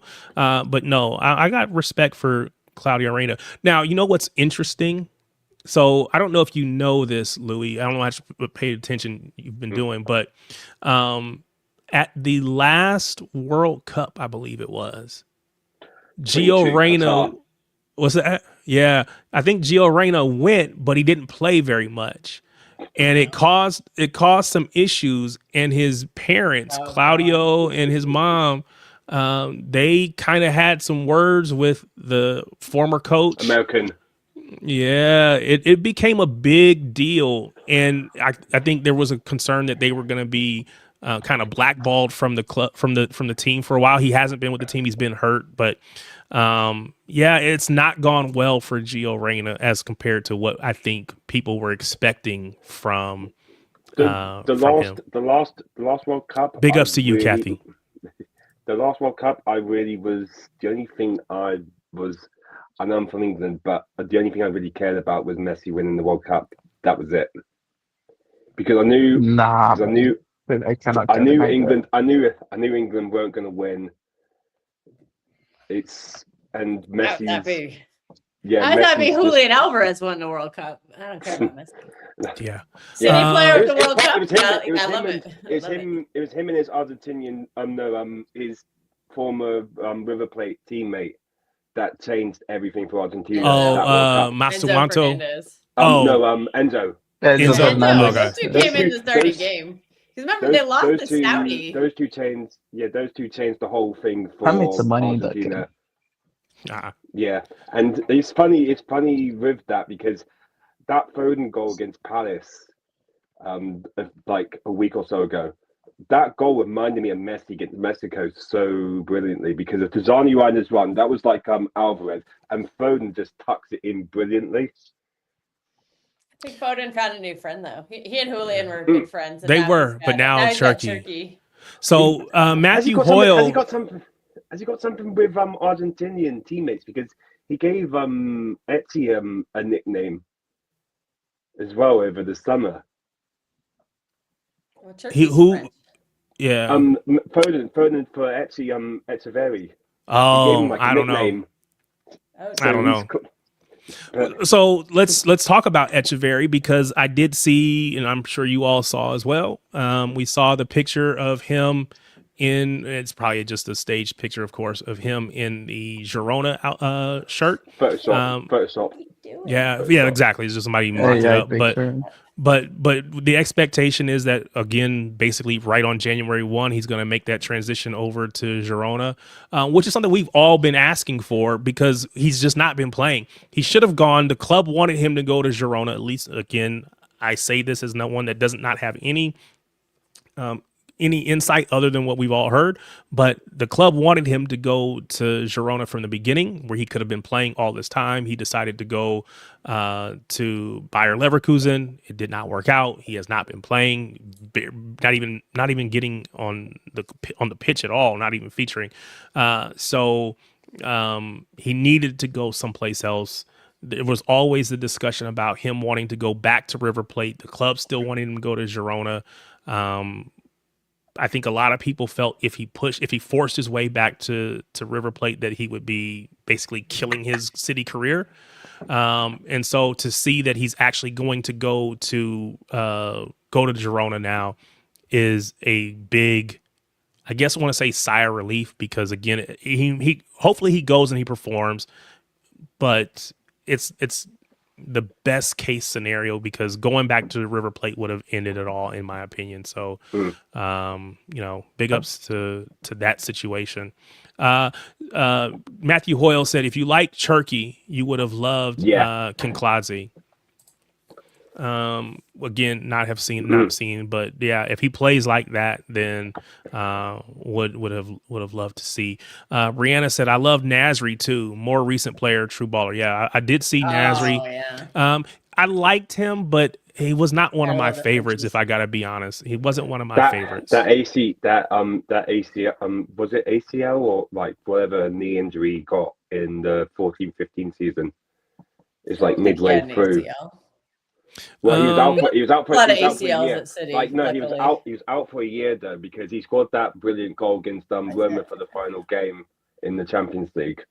He scored that goal, and then like later on that season, he got that injury, and one of his first games back was when Aguero scored that penalty in 15-16 against Chelsea.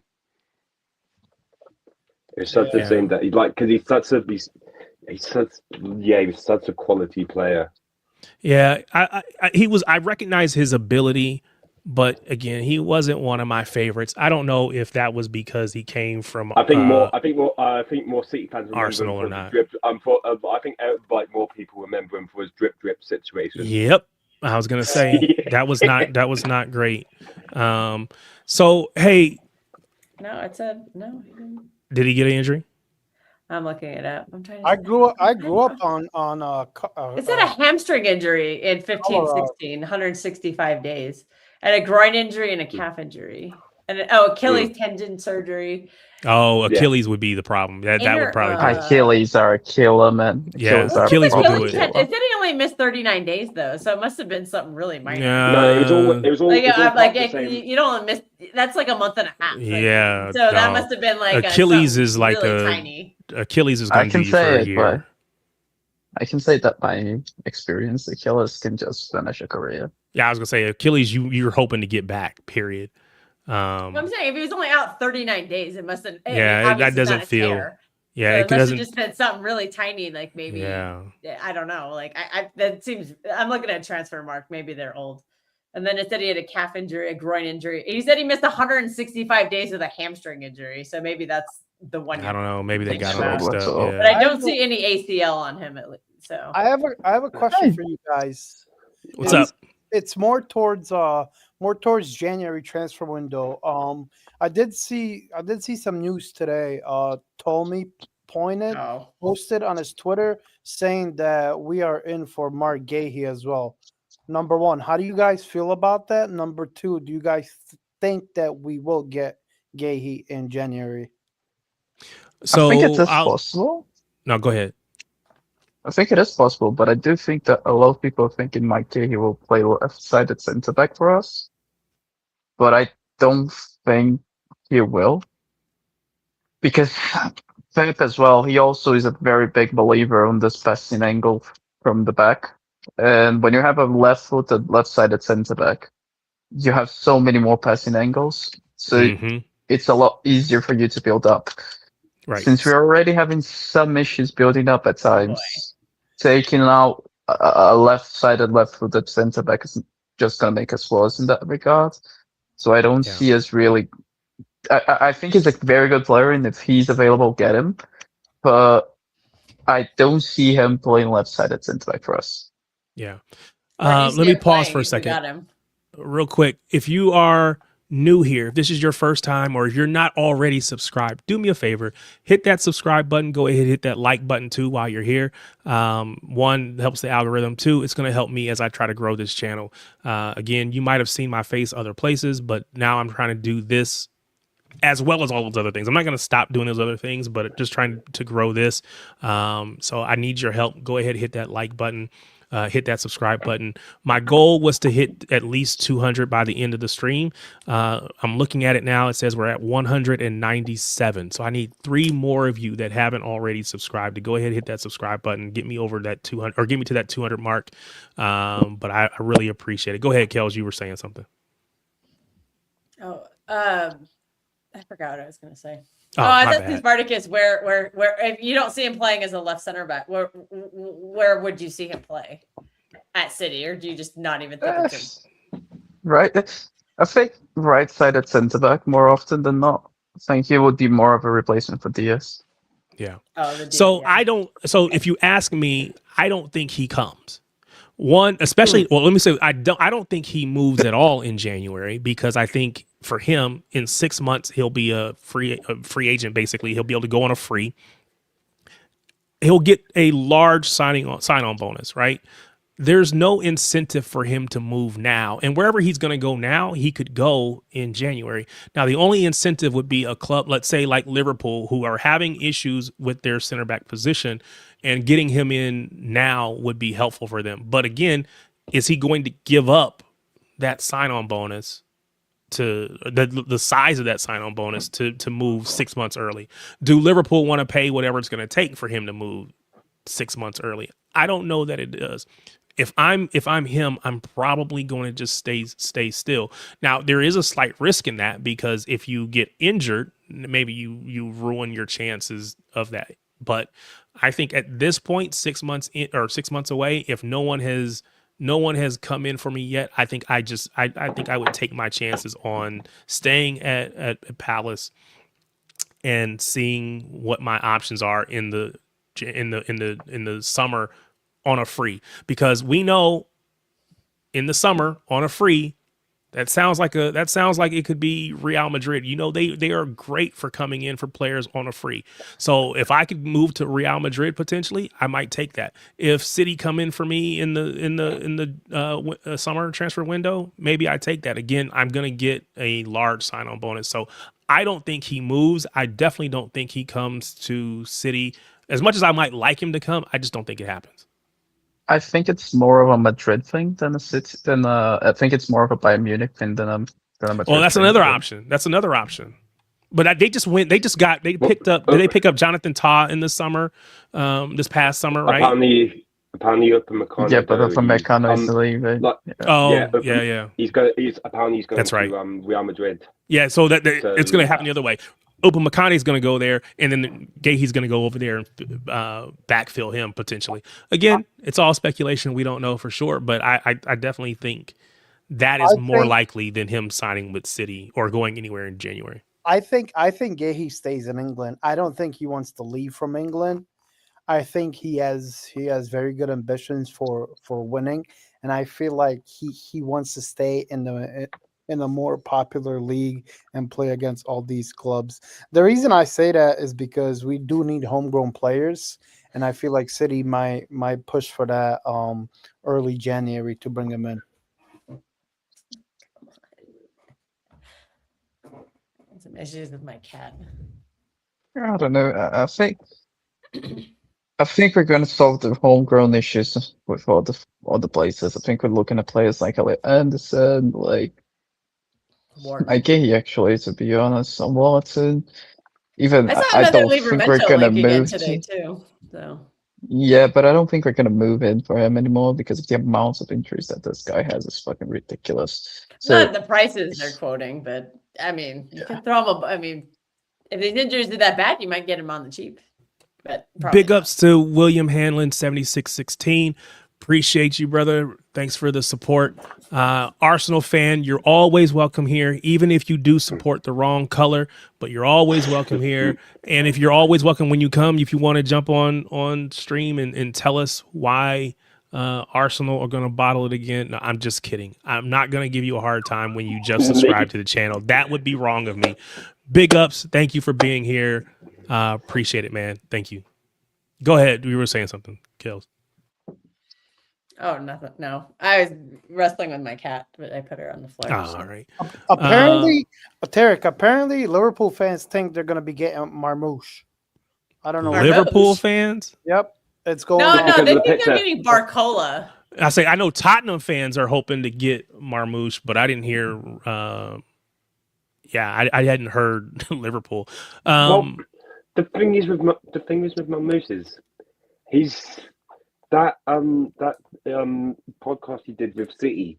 He's unbelievably grateful because it might be that in like last summer he probably might not, even if his form was great, he might not have got the possibility again. So like you got to take each day as it comes, and that's why he went. Yeah, I want to join City. Gets what he gets money wise. CEA pull another dime out the bag, and he helps us massively get into the Champions League. So it's like, yeah, I don't see Mamouche leaving anytime soon. I might be wrong, of course, but yeah, I don't think that happens. Martin said, unless Ake leaves, then Gahey becomes a possibility. I've heard that Bournemouth, I've heard Ake, Bournemouth associated to Ake. I've obviously heard Crystal Palace associated to Ake. We'll see if that actually happens. Vincent says, is Gahey ambidextrous? You know what's funny? So many players nowadays. Yeah, so many players nowadays are like, oh, they're so two-footed. And then you're like, are they really? Now, Cherky is definitely two-footed. Now, no doubt about that. But there's so many players. I was like, are you really? I don't know. I don't know. I don't think Gahey is. Semenyo as well. Well, that's what's probably what triggered in my head, because when they were talking about Semenyo, they were like, "Oh, he scored the most goals, like the balance between his goals. They left foot, right foot was very balanced." But then with Cherky, it was like, and I forget what it was. It's like the most passes or something like with both feet or whatever. So again, very balanced. So Semenyo probably is a very two-footed player, but I just feel like I'm hearing that so often now. I just don't know if it really holds any value. We're just using it. We're just throwing that term around willy-nilly, and I'm like, does it really fit this player? I don't know, man. That Semenyo is very two-footed. That is true. He is very two-footed. The thing is, like, Semenyo is going to be a very good player for us. He is. I just don't think. I'm just struggling to see where he's going to be a good player for us. But he's going to be a good player for us. I don't have no doubts about it. Yeah. Question for you. So Magnus is asking, he always wondered how do Brazilians, because again, people were commenting about, again, when we talk about dudes naming dudes, or in this case, Kel's ladies naming dudes. I'm one Somebody of the bro- guys. It's fine. somebody brought up Fernandinho, of course, not a he's a more recent name. Everybody's probably seen him play. But how did you rate him as a Brazilian, Spartacus? It's a very funny thing because Brazilians don't usually actually rate Fernandinho. I'm one of the exceptions because I've watched him week in and week out. Mhm. But most Brazilians don't actually watch Premier League football. So I rate him extremely highly. I would even say that he's better than Casemiro. But in Brazil, he's actually not really rated at all because of the game against Belgium, which, in my opinion, it wasn't his mistake, but he was a part of. Oh, 2018. Yeah. So what happened in that match? I don't remember this. The World Cup, KDB the World Cup goal. final. Yeah, the World Cup. Oh, That KDB goal, people say that he was supposed to be marking KDB, but I don't think he was really. I think. yeah, and that's convenient because again, teammates. Scapegoat. Yeah. Yeah, he was very scapegoated in that game. Yeah, that sucks. Big ups to Steve Finn. Hi, Tarek. I'm 56 from the UK. Love your show. Started watching City age 6. So 50 years of watching City. That's love. I appreciate that. Age 6 with my dad and my brother. Used to sit on the Kippax wall. Still attending games with brother via membership card. This City team is improving. That is a great story. Man, 50 years of watching your team play. That's wonderful. I'm glad to. It's glad to see people who have that much fandom. I think in the U.S., unfortunately, it's okay to change your club if you whatever. And a lot of people, maybe it's just my issue because I moved around a lot. So I saw a lot of people that kind of feel like they were changing clubs or whatever. But to be a City fan or a fan of any team for that matter for 50 years, going to games for 50 years, man, that's wild. I appreciate that. That's dope. Spartacus. Cool. I fell in love with footy when I was about 10 years old. 1998 World Cup final, France versus Brazil. I cried when Brazil lost the final. Ronaldo was my favorite ever player. To me, he was the greatest ever player that has ever played football. There's nobody better than him. And I cried like a little baby, and my father was like, "Don't worry, the game is rigged. There's no way Brazil should have lost." Blah blah blah blah blah. And what do you know? Fast forward 20 years, there's a 1998 World Cup scandal. How FIFA corrupted the whole entire thing, and they made sure the France came up against Brazil. Well, some people think the that they thing- rigged the FA Cup, or the Carabao Cup so that City and Arsenal meet in the final. Oh yeah, 100%. I think they might have rigged that the game would happen, but I don't think that the game itself was rigged. I just think that game of Zidane just destroyed us. There's no way to just sugarcoat it. The guy just showed why he's one of the greatest players of all time. Yeah, I know, but it's okay. In 2002, Ronaldo showed why he's the greatest striker of all time. So it's okay. Yep. It's as its ups and its Oh downs. man, I remember watching them R9 about 33, 32, 33 with no knees, just being the best player in the Brazilian league. Oh for yeah, of Corinthians. course. I remember that's- I remember my father get me a used Inter R9 jersey. The numbers was peeling off of the back. He got it from like some sketchy shop or whatever. I don't even think it was real, but I don't care. It was like my favorite thing ever. He was such a good player. My favorite one isn't Ronaldo, though. It's Ronaldinho. Unfortunately, he played for Atlético Mineiro, but Yeah, see, that guy I grew up on ridiculous. R9. I really didn't care for R10. I was more of a R9 fan. Yes. The thing got me was Ronaldinho, the way that he played the game, the magic that he brought to the game was ridiculous. Yeah, I also remember Dida as well. He was crazy. Oh man, I've already said this. This is 100% a biased take. I think Dida is one of the top 5 goalkeepers of all time, but this is 100% biased because he played for Cruzeiro, so that's 100% being biased. We don't want. Oh, do you guys want to hear a really wild We take? don't want mine come back onto the stream again like last time with the whole goalkeeper chat. Oh, yeah. Marcus, so keep it down. Keep it down. Yeah, he's gonna bring busy back right the. now. He's hosting a space. Martin. So we can Yeah, we can I got speak an now. invite. He can still jump on. He can still jump on though. He can still jump on, Kel. I'm He's not gonna putting sneak past in. him. Yeah. So Spartacus. Snoopy put in here and said if we move for Javaro Reed, I think that's the end of our Livramento pursuit. So I don't know a ton about this guy. Of course, everybody knows about Livramento, about how we were trying to go for him. Tell me about Reed. Anybody know anything about him? Nope. All right, There's, let's The go. best I can do is go to Sky Blue Times. Their thread on him is very is really precise. They're very good in general, not just a couple of Yeah. times. Very good. Definitely. Yeah, I like that account. He does good videos. So Javaro, I think I'm saying that correctly. I think he plays for. Feyenoord or something? He plays Ajax. for Feyenoord. Feyenoord. So Feyenoord, here, yeah. let's go. Let's bring this up so we can all see it I together. think my friend Steve, who watches every league out there, said that he's not ready for City.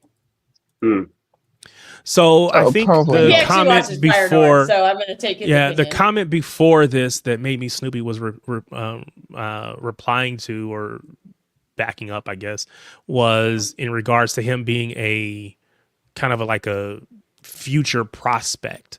I think people are saying, hey, we can keep, and maybe I don't want to put words in people's mouths, but we can keep Nunes. He's done well as our primary, at least through this season, maybe even next season, but bring in someone that can be the long-term replacement for him. So let's see what FB Ref says. Why are you not coming up? There we go. Javaro Reed. This season in the Eredivisie, 11 matches played, 3 assists. Again, he's a defender, so 3 assists, 0.9 expected goals, 0.9 non-penalty expected goals. Expected assists per game, 2.0. I assume that's what that stands for. In the Europa League, 3 matches played. He got a goal in 237 minutes. There is a compare. Is it this one? Because it'll tell me like players that are similar. And this may not be the right one. Let me go back. They say you shouldn't do math on like radio or in Live on TV camera. or anything like that live. You probably shouldn't look for do this kind of stuff live either. You should already know what you're gonna do. But hey, we're figuring it out. I Player just don't do math, period. That's comparison. how I solve that. I hate math. All right, so let's see. On this comparison, they've got him compared to Virgil van Dijk, Urian Timber, Gabriel Calafiori, and Mark Gahey. So a lot of familiar names, but the interesting thing is these are mostly all center backs with the exception of maybe Timber. Oh, you can't tell that Well, to some Calafiori, people. I suppose. Don't too. ever say that to Judge Mo. He'll come after you. And say what? Oh, I said, yeah, they're great defensively because they play 4 center backs, and he's like, Oh, yeah. What are you talking about? They're I awful. did. I'm like, "Get I outta did here." I did see that stream. I think you guys were. I didn't get to see it all because I was working, but I did see some of it. He thinks that Sanchez is a better keeper than Donnarumma. He has more clean sheets. That's fair. That's Wow. fine. So per 90. I'm gonna give God, what are we give doing you, here? Judge Mo's your phone number, Spartacus. You can go on and shit on Donnarumma on his show. Yeah. How crap he is. So we're not gonna let that happen. So for per 90, no goals. And again, this is just this season. So he's played fewer minutes than most. Of course, Gabriel's been out injured, so that explains why he's only got 11, 9 starts. So he's played the fewest minutes by far from everyone else. But again, looking at it per 90, 0.39 assists per 90, which is far exceeds anyone else's, 3 times that of Jurrien Timber. No 0 on the goals though. So again, you're not expecting him necessarily to be a goal scorer as a right back.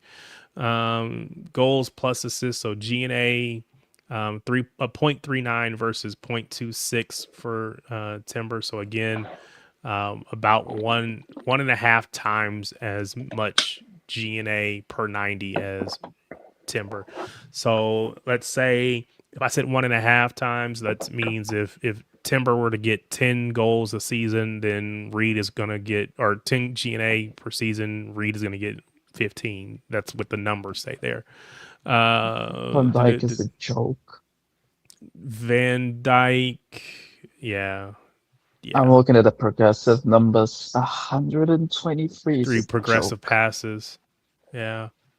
23 That's why we progressive iced him out of that carries. game. Remember So that again, you Liverpool think game? about progressive carries, 23 versus 25 versus 23. Again, some of this is playing style, but he's got as many progressive carries as those other guys in half the minutes. Progressive passes is low. Again, he hasn't played very many minutes, but yeah, 123 is insane. So again, I think that it's hard to say for sure. He's a young kid. Well, let me go back. Is he truly a young kid? How old is this guy? I think he is. Born in 20, so he's 19. He'll be 20 in the summer. So yeah, young kid, playing in. He's in. Yeah, Go ahead. Project Project FC. FC. Yeah. He's a Netherlands international, done with that. a youth national team at least. So, well, I mean, again, at some point, we're always going to have some amount of young players in. If there's not a better right back in our academy, then you got to go get someone to be that long-term replacement. He's not. It does not look like he is ready to come in and hit the ground running tomorrow, but not a bad. Here's some other similar players, fullbacks. So here's some fullbacks that he is similar to. So they're comparing him to Serginho Dest. Again, these are much younger, or Max Arfston for the Columbus Crew. Wow. But if you look at the percentiles, plays for USA, I go arf arf. If you look at versus other fullbacks, 77% more. Or on the percentile, he's at the 77% for non-penalty goals, 90th percentile for non-penalty expected goals. All these numbers are high in the 90s, with the exception of shots total. So he's only about the 70th percentile for shots. Passes attempted, basically 80 percentile. 74th percentile for passes completed, 80.8. Progressive passes is low, 66. But total touches, successful take-ons. So it's at the end of the day, it's the defensive stats that get you kind of concerned. 77th percentile against other fullbacks, 77th percentile for tackles, 36th percentile for interceptions. But this is the thing. 10th percentile for aerials won. Go ahead. Sorry. But the stats about defensively, you can't really use those because it more reflects the side than the player. Because if you go ahead and look at Van Dijk's tackling numbers, it's going to be very low because he doesn't do much tackling, not because of the aura defending that people like to say. I was going to say he's famous for his aura defending. But this is the thing, Liverpool just don't do much defensively, so he's not going to have that much burden to be doing compared to a side like, for example, Crystal Palace. Mike Gay is going to have much higher defensive numbers than Virgil van Dijk because of that. So stats about the defensive thing, I don't usually look much at those. Specifically right there, I think you have to take into consideration a little bit more the eye test in that regard. And I'm a very big stats guy, so that I quite literally do that for a living. So Yeah. I'm okay with bringing him in if we're gonna continue with the Nunez route and kind of try to develop this young kid.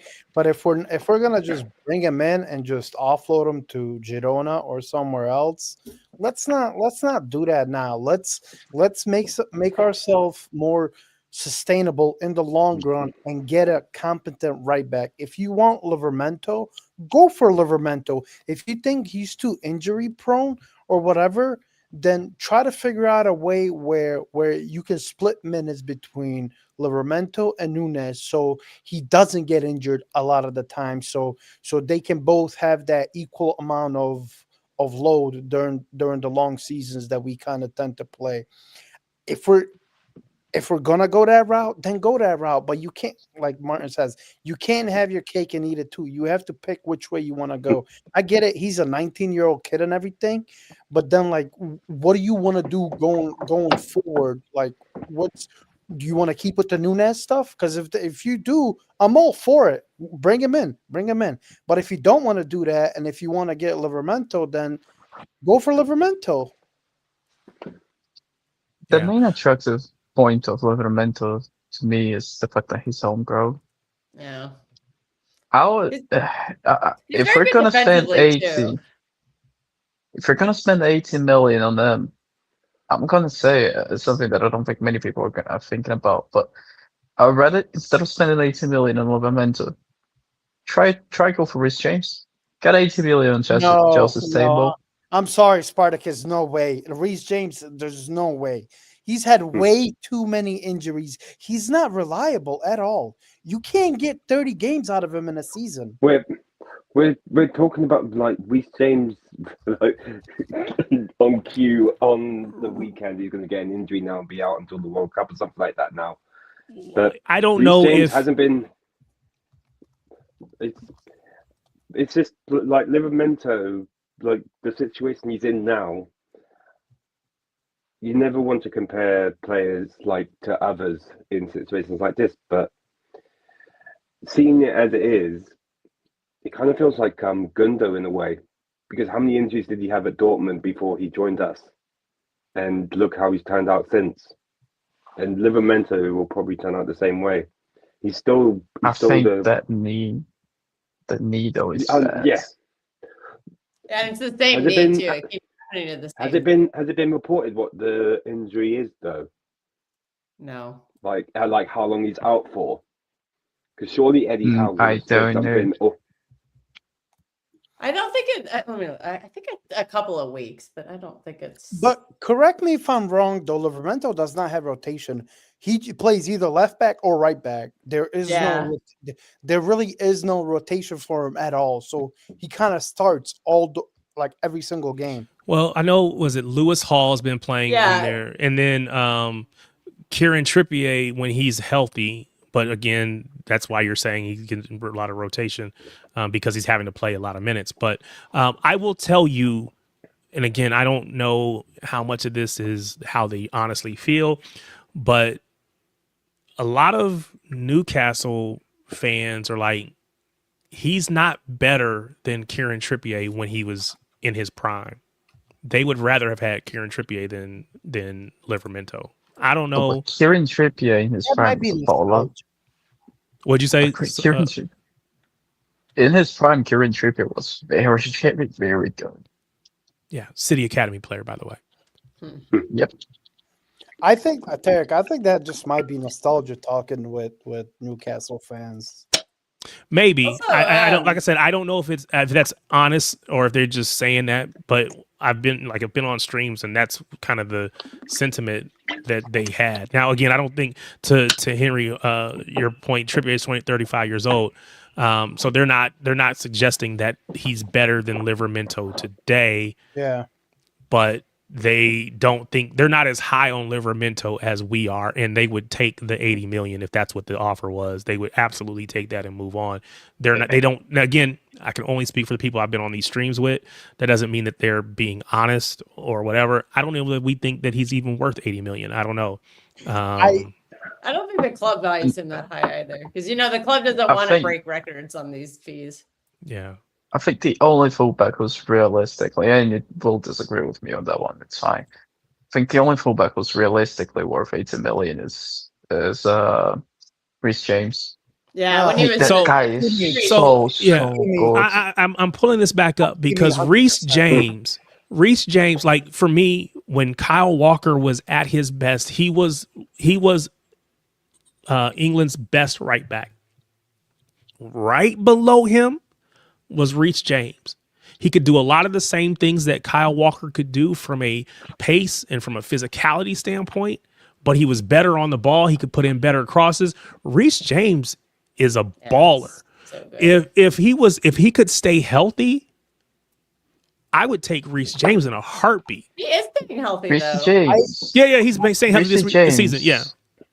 Reece James played the midfield two of Rice and Zubamendi against Arsenal with a man down and was still the best midfielder on the pitch. Yeah. No. That shows how This overrated guy's- Declan Rice is. Part of that too. I True as I'm well. just gonna say that Declan Rice extremely overrated. Eric, I agree with what you said. However, I just feel like Reece James's best ability is his availability, and that's very hard to come by for him.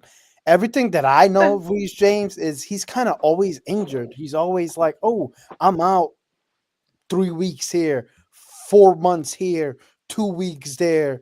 It'll always be some sort of rotation at right back for Chelsea where he's not on the team. I don't watch Chelsea. Then you're a lot. going to Livramento, who has literally the same issues with Newcastle. So it's like I think for Reece James, he's been around longer, so it's more prominent. Everybody knows how injury prone Reece James has been. He's been injured for many more seasons. At least it feels that way to me. I haven't looked to see what Livermento's injury record is, but it feels like, yes, you're right. He's having the same issues, but maybe not the same volume of them just because he hasn't been around. He's younger, right? So he hasn't had the same volume. But again, I could be completely wrong on that. But Magnus has this question. If we can live with John Stones being out often, why can we not live with Reece James when Stones goes? He would be homegrown. Let's be honest. I don't think Reece James would come. He's a Chelsea captain. I don't think Chelsea would sell him. I think that's he's the captain for the club. He's not going anywhere. But if I could get Reece James in, I would take Reece James. I would absolutely take that. He's had the same fullback hamstring as well, injury a bunch man. of times. He can That's play. but it's He better can play now. centre. The guy can So- play centre back. He can play right back. He can Yeah. play midfielder. Like he's just perfect. Cisco says it's the same knee for Livramento now 4 times. I heard that he had hurt his knee. No, I just read it's his other knee that is apparently having problems. It's the other one. It's not the same Okay, knee. but is it Which is still not an good. ACL or is it something else? Do we He know? has Like, an ACL already? This article I just read that Eddie House said he might play in the United game. see, so it's not. He's having knee issues, but it's not like an ACL or something like that. I mean, again, I think if it was an ACL tear, we would know by now. yeah, because he'd be sat down. He wouldn't. His season would be over with. Yeah, they would have been out. They would have been like, "Sorry, dude, you're not going to the World Cup, so you're done." But yeah, apparently. Don't get me wrong. I really like Livramento, but I feel like if you're spending 80 million on a fullback, it has to be the Trent or Reece James for me. No, Hakimi. I'm not spending 80 million on no Trent. No, not Hakimi. Uh, Not Hakimi. Hakimi. Hell Not with that Hakimi. guy. Not Hakimi. No, So not Hakimi let's for other reasons. go to we're talking right backs now. Snoopy said his top 5 right backs: Hakimi, Reece, Koundé, Trent, and Timber. Now we said that we don't want Hakimi because of off the field issues. He's got some off the field If problems. we sign him, I'm out. I'm not gonna. I will stop watching. the club while he's on issues the with team. I can't women and do things of that nature. sorry. So we don't. I think as a fan base, we can recognize that he's a talent, but we don't want him. Reece James, I'm assuming here. Of course, we just got through talking about him. Jules Koundé, Trent Alexander-Arnold, agree there. and I like Koundé. Timber. Weren't we? I think Timber is good No, enough on the ball. Kafunas has got to be in there somewhere, surely. Well, so already okay, have because this is just talking about. This doesn't say non-city right backs. This is just Snoopy saying his top 5 right backs.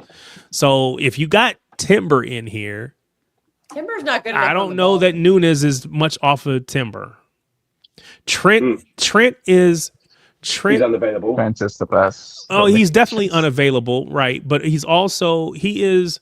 So I used to coach basketball, right? High school age kids, younger kids coming up through, and a lot of these kids are trying to go off to college to play basketball.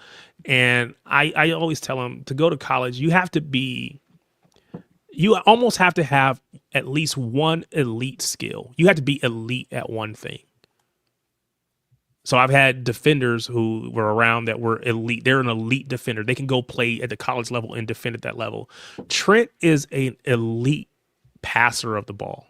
He's got some weaknesses other areas, but he's elite at that skill. Timber, I don't know that. And again, it's different. Maybe he doesn't have to be elite per se. But Timber's I don't know. elite defensively. He's not very good going forward, though. Even though the stats say he pushes higher than Nunes, I'm like, I watched the game with my eyes. That guy is terrible at crossing. Nunes can cross a ball. That's the argument that I saw you having with Mo. Yeah, Judge Mo is giving me like stats off of the sheet. I'm like, I watched the games. He's not good at that. Like, he's not good at it. Mateus Nunes literally got an assist to Erling Haaland a couple of games ago, and I'm like, Jurgen Timber doesn't do that. And I love Mo, I love Hussam, whatever, but you can't say, well, it's because of Haaland. Well, if the ball's not in a place where Haaland can head it in, Haaland's not going to be able to head it in. Now, again, he's got tricks up his sleeve. He can get to balls that maybe other people can't. He can finish. Doesn't always have to be a header. He can, he's got all those little, whether it be scissor kicks or whatever, that he can just get a foot on the ball. He's done that. But at the end of the day, if the cross isn't coming in a way where he can do that, it doesn't matter. So I don't think you can take away from Nunes just because, he's got Haaland finishing those shots. I don't think you can take that away from him. Nah, no way. Also, he'd be racking up assists to Gyökeres if he's so great. It's like, I don't think he is. I'm looking it up right now because I don't know. Well, they would blame Gyökeres. They would blame Gyökeres for that, not anyone else, because I don't think a lot of people are feeling Gyökeres right now. So wasn't he the next Haaland though?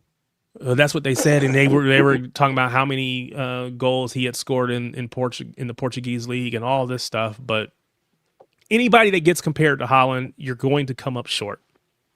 Just accept it. Don't even allow yourself to be in that conversation. Strunke should just come out and say, like, don't compare me to Haaland. Yeah. There's nothing you can do to come out of that. Don't compare me to bums like Isak and Gyökeres, man. Well, again, it just makes him look good if you compare him to a bunch of bums, because his numbers are always going to be higher, but they don't deserve to be in that conversation. They haven't done enough yet to be in that conversation. And you would think that fan bases would learn, because again, we saw what happened when you compared Darwin Núñez to him, and Darwin Núñez was the better striker for maybe one game, because he finished I think he got a goal in the Community Shield. The Community Shield, and that was the very last game. The very last game that anyone would ever have said that Darwin Núñez was anywhere close to what Haaland was. They got one game on top, and then that was that. So we're not going to go much longer, but I do want to ask everybody. Of course, we know Oscar Bob picked up an injury. My question for you all, do we think he goes in January? And maybe January's not fair because maybe his injury keeps him from going. Do we think he has a long-term future at City? Unfortunately, no. I really like him, but unfortunately, I don't think he does. We have too many players in front of him. Even if he was a 10, like he was in the academy, there's too many. That spot is completely clogged up right now. So especially if he was a 10. Yeah, Footy, Turkey, Tijani, Marmouche, like Echeverry, if he ever comes back, like there's just too many people in front of him. The Norway manager's comments really killed him. I don't think he should those comments by the Norway manager really killed him. Yeah, they weren't good. And he was in a bad run of form, both for us and for them. So it's a little disappointing, but it's disappointing because I saw him. Go ahead. the Club World Cup, he was looking really good. Like him, Doku, and Savinho, they were all looking really good in that tournament. And then I guess I don't know what's happened since then. It's a shame because I really like I don't think he Oscar looked Bob. good on that tournament, though. So the time that I saw him and I thought he was the best player on our team was when he was here for the US the tour of the 24. US. Yeah, he was preseason. Holland. A lot of people weren't there because I don't remember what tournament it was, but people were missing. Euros. Was it the Euros? It was after the Euros, yeah. Yeah. But Holland was here. I think Grealish might have been here, some others. In Was those it the matches. Riley preseason? What's that? O'Reilly showed up. That was the first time I'd really heard of him. Yeah. But out of all those players on that Oscar tour, Bob. Oscar Yeah. Bob was the player. I saw him in person twice that during that that I don't know month that they were here. Yeah. He looked really, really good. So of course, when he gets the injury early in the next season, it definitely halts all of that. It puts a complete halt on his what looked like his ascension to being our number one winger. Most of you guys have probably seen LB. LB used to say, "Oh, he's our best winger at our club." And again, maybe he was at the time. I don't know. It's between him and Doku and Savinho, but he was being talked about as the best winger at the club, and now he can't get games. He had his Confidence chance, is and a I very said big this thing. earlier. Go ahead. Confidence is a very big thing with footballers, and I think he just ran out of it. Yeah, and that's what I was going to say. I said earlier about someone else, or just in general, when Pep will give you an opportunity, but you have to take it. You have to take those chances when they come. And unfortunately for Oscar Bob, this season, not in the past, but this season, he just hasn't been able to take advantage of those opportunities. He's had them, just couldn't do anything with them. And when you do that, confidence goes low. When your manager for your national team is calling you out, confidence continues to drop. But at the end of the day, he is a international level player playing for Norway. So again, no, can't kill the kid, but you do want to see more from him. And unfortunately, it's going to be hard for him to get the necessary minutes to actually get his confidence up, to play himself back into form. I don't know if he's going to get the minutes to be able to do that. I think a lot of the reasons why, because a lot of people has been saying that it's been unfairly treated by Pep because he has been just as bad as Xavi, and Xavi has got a lot more minutes when in reality both of them have about the same amount of minutes. And the big difference, I think, especially for Pep, between the both of them is that Xavi looks like a dog without the ball. Bob works hard, but not nearly as hard as Xavi is. So even when Savio has a very bad game, he's at the very least going to be tracking back when Bob doesn't necessarily do those. Yeah. Yeah, Bob got a bunch of starts at the beginning of the season and didn't do much with them. No. That's kind of He his was fault. like The Wolves game. Yeah, he was good in the Wolves game, and then he didn't do much else. him and Tijani had a really good connection that game as well. It's just And Rico. but like Bob. Rico and Bob have a good connection. The two of them always slap up Crystal Palace. I remember that Crystal Palace game during the four-peat season. The two of them just cooked that game. What did we win? 4-2. Almost like the yeah. It's almost like they're part of the same academy, isn't it? It was in that beautiful. I missed that. The away shirt for that season. The white shirt with the maroon. Oh, dude, I love that shirt so much. That was what you like I wasn't a fan of that shirt, but you know what's disappointing?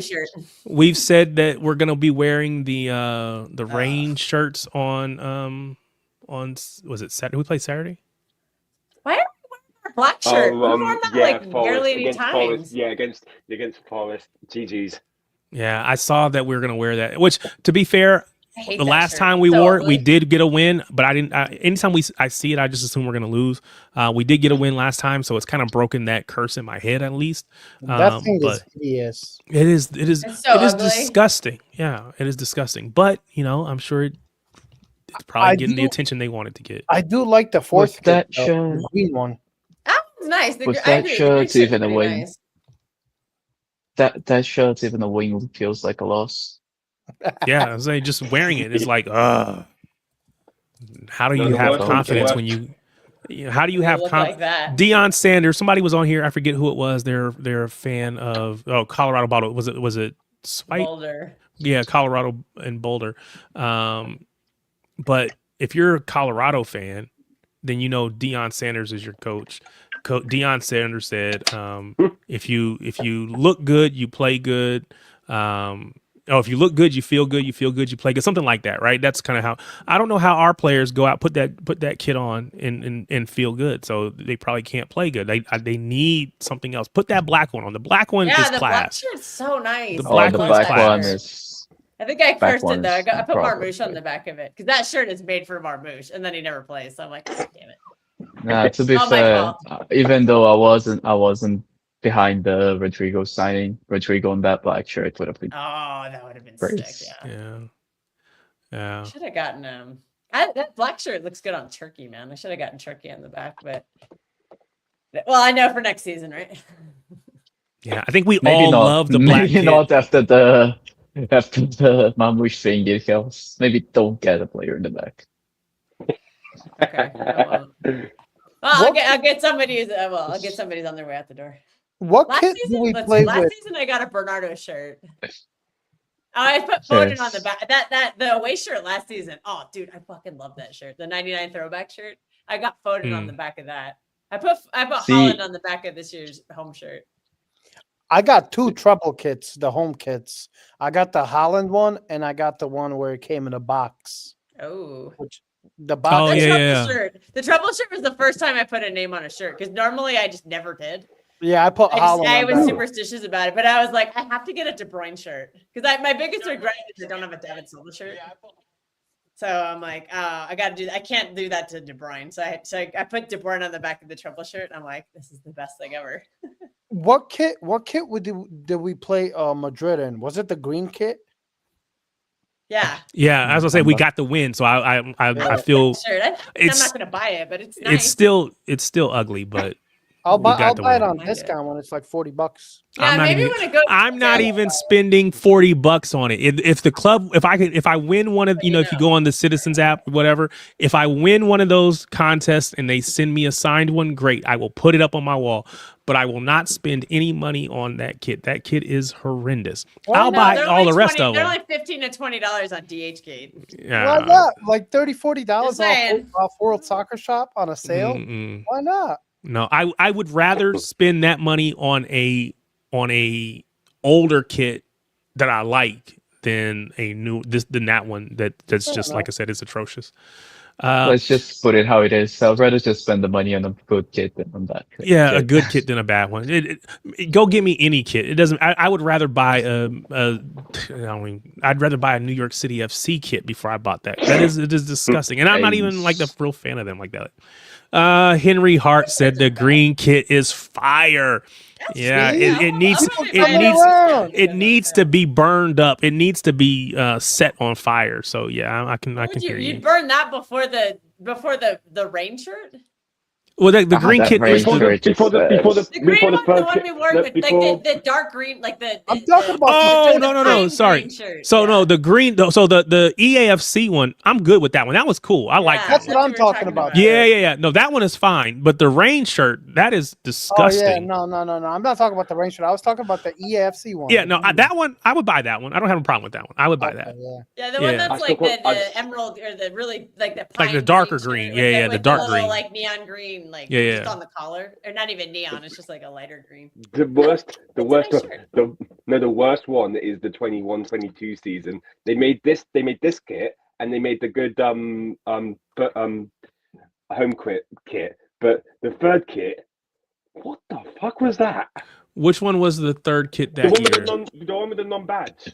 When it had Man City. Oh, it Oh, just I said hated Man that City. one. It Yeah, just that said one Man was City so across the bad. top. Oh, that So Well, was we lost okay. with the That one- Bernabeu in. So okay, I don't Yes. I so don't bad. dislike that. I Ugh, I get don't that. dislike that kit. I would Get in the actually bin. wear that.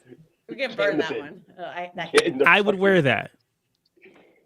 still think my favorite was Hacienda shirt. I fucking love Keely that said that the shirt. navy blue one was trash. Yeah. it is. I don't agree. It wasn't the best, but I don't have any animosity against it like I do the It is a rain kit. stupid font and the numbers and the little robot numbers. I'm like, this looks really dumb.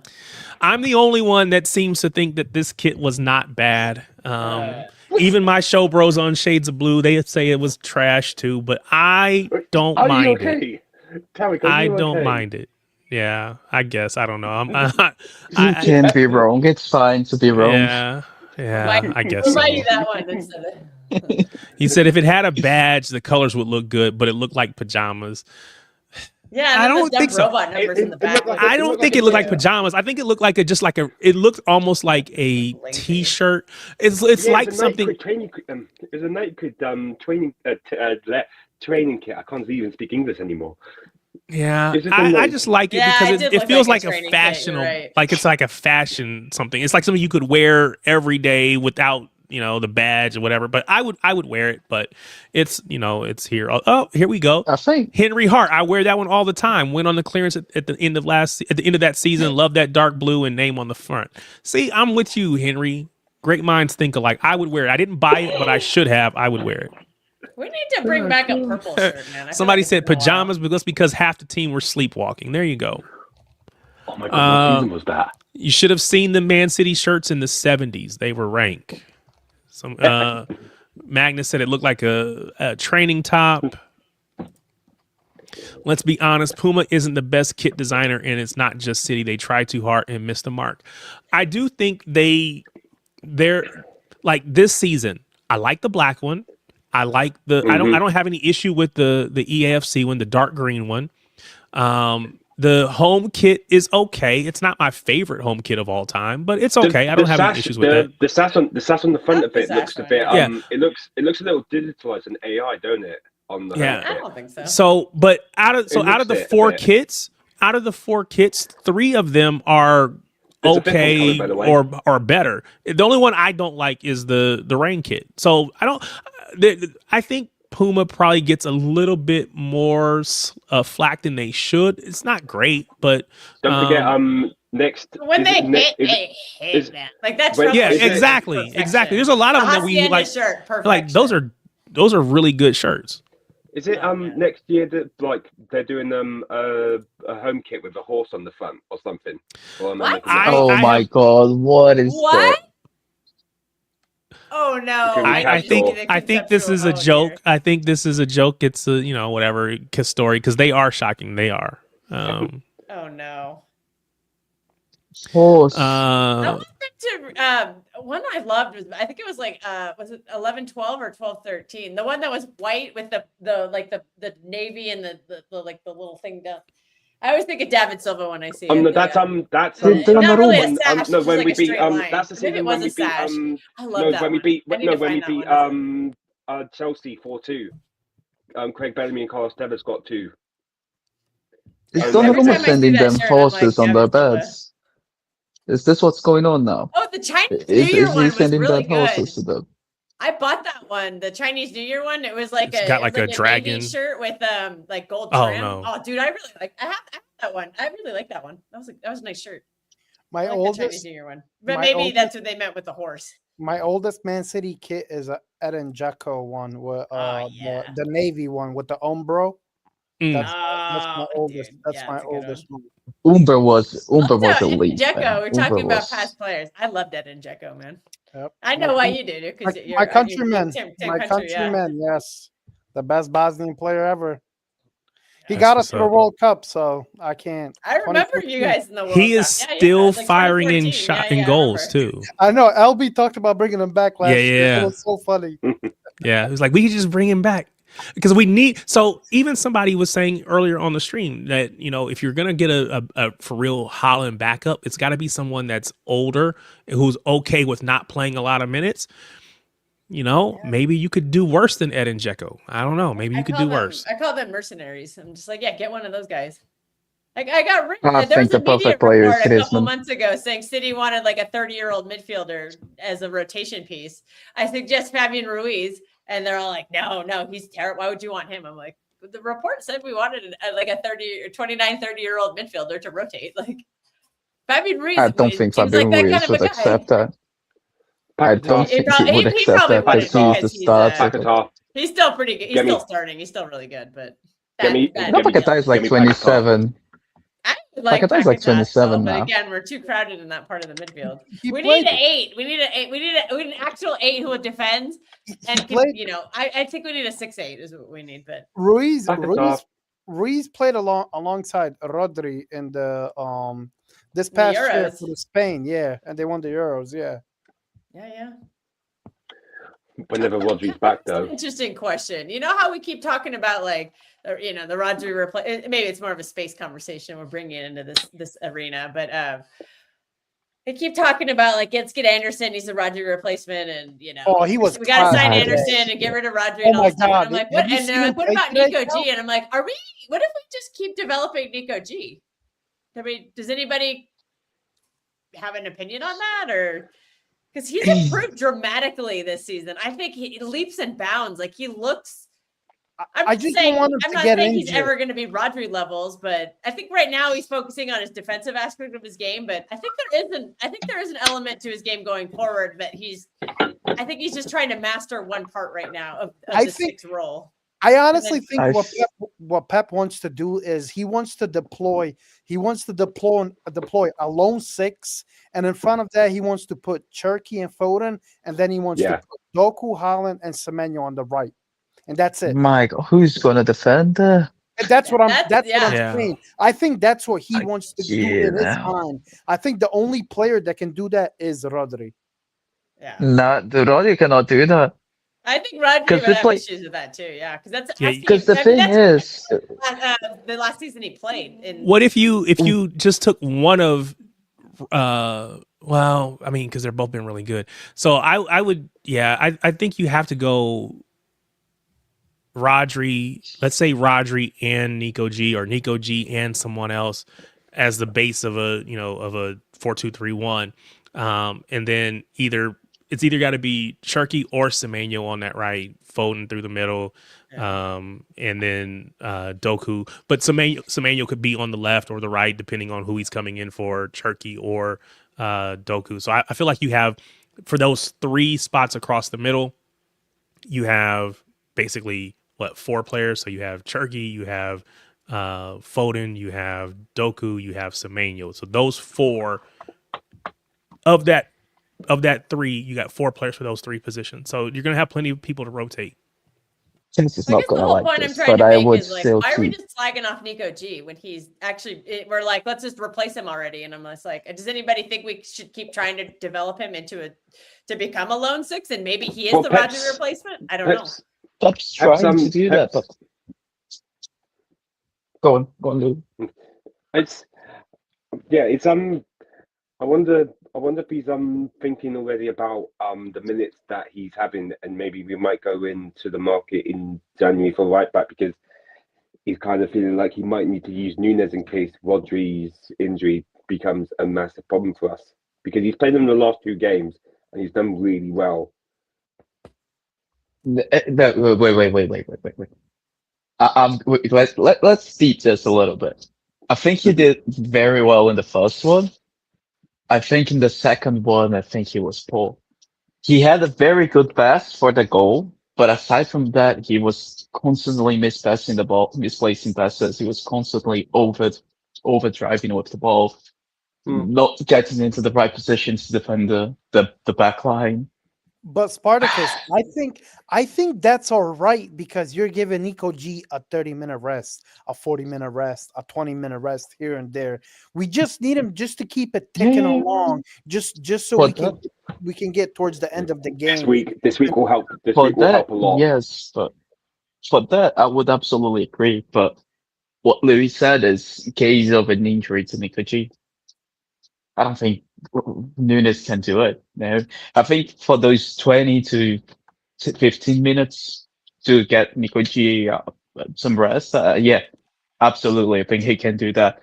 But if Nico G goes down, Mm. we're going to be in Then the we're same probably issues as looking last at Johnny season. Rangers Jen. again, which I feel nobody like wants to see as a six, I f- unfortunately. I feel like we're Agreed. I feel like we're misprofiling here. I think what we need is to find a Bernardo Silva replacement that can help out Nico, so Nico doesn't play all those minutes, because we can't get a backup for a backup, if that makes sense. Because what would happen if, let's just say, Rodri stays fit, then the third We're back assuming would see the field. Rodri's going, I think. All right. It is 9 o'clock here, my time. It is, what does that make it? 2 o'clock. It's 6 2 o'clock for me. in 2 2 a.m., o'clock yeah. in England, or in the UK. 11. I appreciate that 11%. all of you have stayed as long as you have. There's still 142 of you on the stream, according to my screen here. We only have 29 likes. Do me a favor. Let's get that to 50. If you haven't already liked the stream, hit that like button. Let's get it to 50 if we can. And we started, I think, on 180 something subscribers. We are at 199. I need one more of you. If you haven't already subscribed, go hit that subscribe button so we can get to 200. We can end the day on 200. I got a birthday coming up. It's Christmas. All of these things. This is a great gift to me. Get me to 200. I appreciate it. But I thank you, each and every one of you, for being here. Big ups to everyone that came over on the MHF raid. You stuck around. I appreciate you. Hopefully you heard something that you enjoyed. Hopefully you'll come back next time. I do this every Tuesday. Right now, I've been streaming on this every Tuesday for the last 10 weeks. My hope is to expand that maybe in the new year, but for now, we're going to keep it and we're going to be consistent every Tuesday. We're coming on. So big ups to you. I think it was Henry Hart that said he wants to see a stream that talks about all of my favorite and or worst or least favorite city kits over the last couple years. Yeah. Oh, yeah. I will tell you that I got it all right here. I'm gonna go through and take a look. Oh, there's the one I was talking about. The straight down, the white one with the blue and white. Top one. On the, Yeah. I love This that. one here. Oh, I love that shirt. Sarah. Oh so no, much. this one. Yeah, I always, Yeah. that's the one where Tevez and Bellamy scored two Yeah. against Chelsea. So I will yeah. tell you my favorite is this one right here.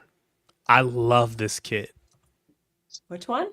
Oh, you don't see my mouse. Sorry. The third kit from 2013-14 with the vertical blue, two blue stripes. Yeah, What's I the- love that one too. Yeah, I that's love my that David Silva kit. shirt. I love that. Yeah, I love that It's- one. I actually like the one below it, with the home kit from 15-16 home. I like yeah. that kit too. Love that No, shirt. Fabian Del. KDB shirt. That's the KDB Yeah. one. The one, the white Fabian Del, collar. I love a good collar, man. A good white collar. Fabian on the Del shirt. trying to do Fabian Del trying to do Aguero's button, and Aguero looks at the camera and goes, We haven't So- seen a purple one in a long time. That should be something. we ought Yeah, to this consider. third kit is The nice. I purple like one the is- third kit from 14-15. We got a lot. Some of these are Nike 13 kits That's before a we ombre switch. one Yeah. too. 13 The one that kind of like 14. fades into blue. That's a good one too. I like that shirt. 13-14. That the two saves of black kit. I always remember that for Aguero's goal against Chelsea, which became infamous for the Torres goal, where when was it Statsits and Joe Hart, they made that mistake at the end of the game. I don't remember. I think so. Lots I behind think me. so. You know what? If you do that stream, Tarek, I could get like a model of some of these shirts. 'Cause I have like 10 of them, so I could like. There you go. They're more recent ones though, but I Yeah. can model them for you on the stream. Yeah, and Tarek, There if we you go. need any- You guys heard it. She's Oh, modeling no, I'll hold the kits. shirt up. I'm not. No, gonna- no. You no, said you were modeling. It's Guys, too late. Okay, No, I'm just see you fine. kidding. later. I'll put the Thank you shirt. for One having of me, them's too Tarek. small though, so it looks very bad on me. I'm just kidding. What were you saying? I'll turn the camera off and then I'll put a shirt on. I'm not. Gonna... I'll see you guys If you- later. Thank you for having me. Yeah, Taylor. appreciate it. We're gonna get off of here, but again, thanks for everyone for jumping on. Hope each and every one of you have a great holiday season, Christmas, Merry Christmas, Happy Holidays, all the things that there are to celebrate. More importantly, I hope you get the chance to spend it with your friends, your family, your loved ones.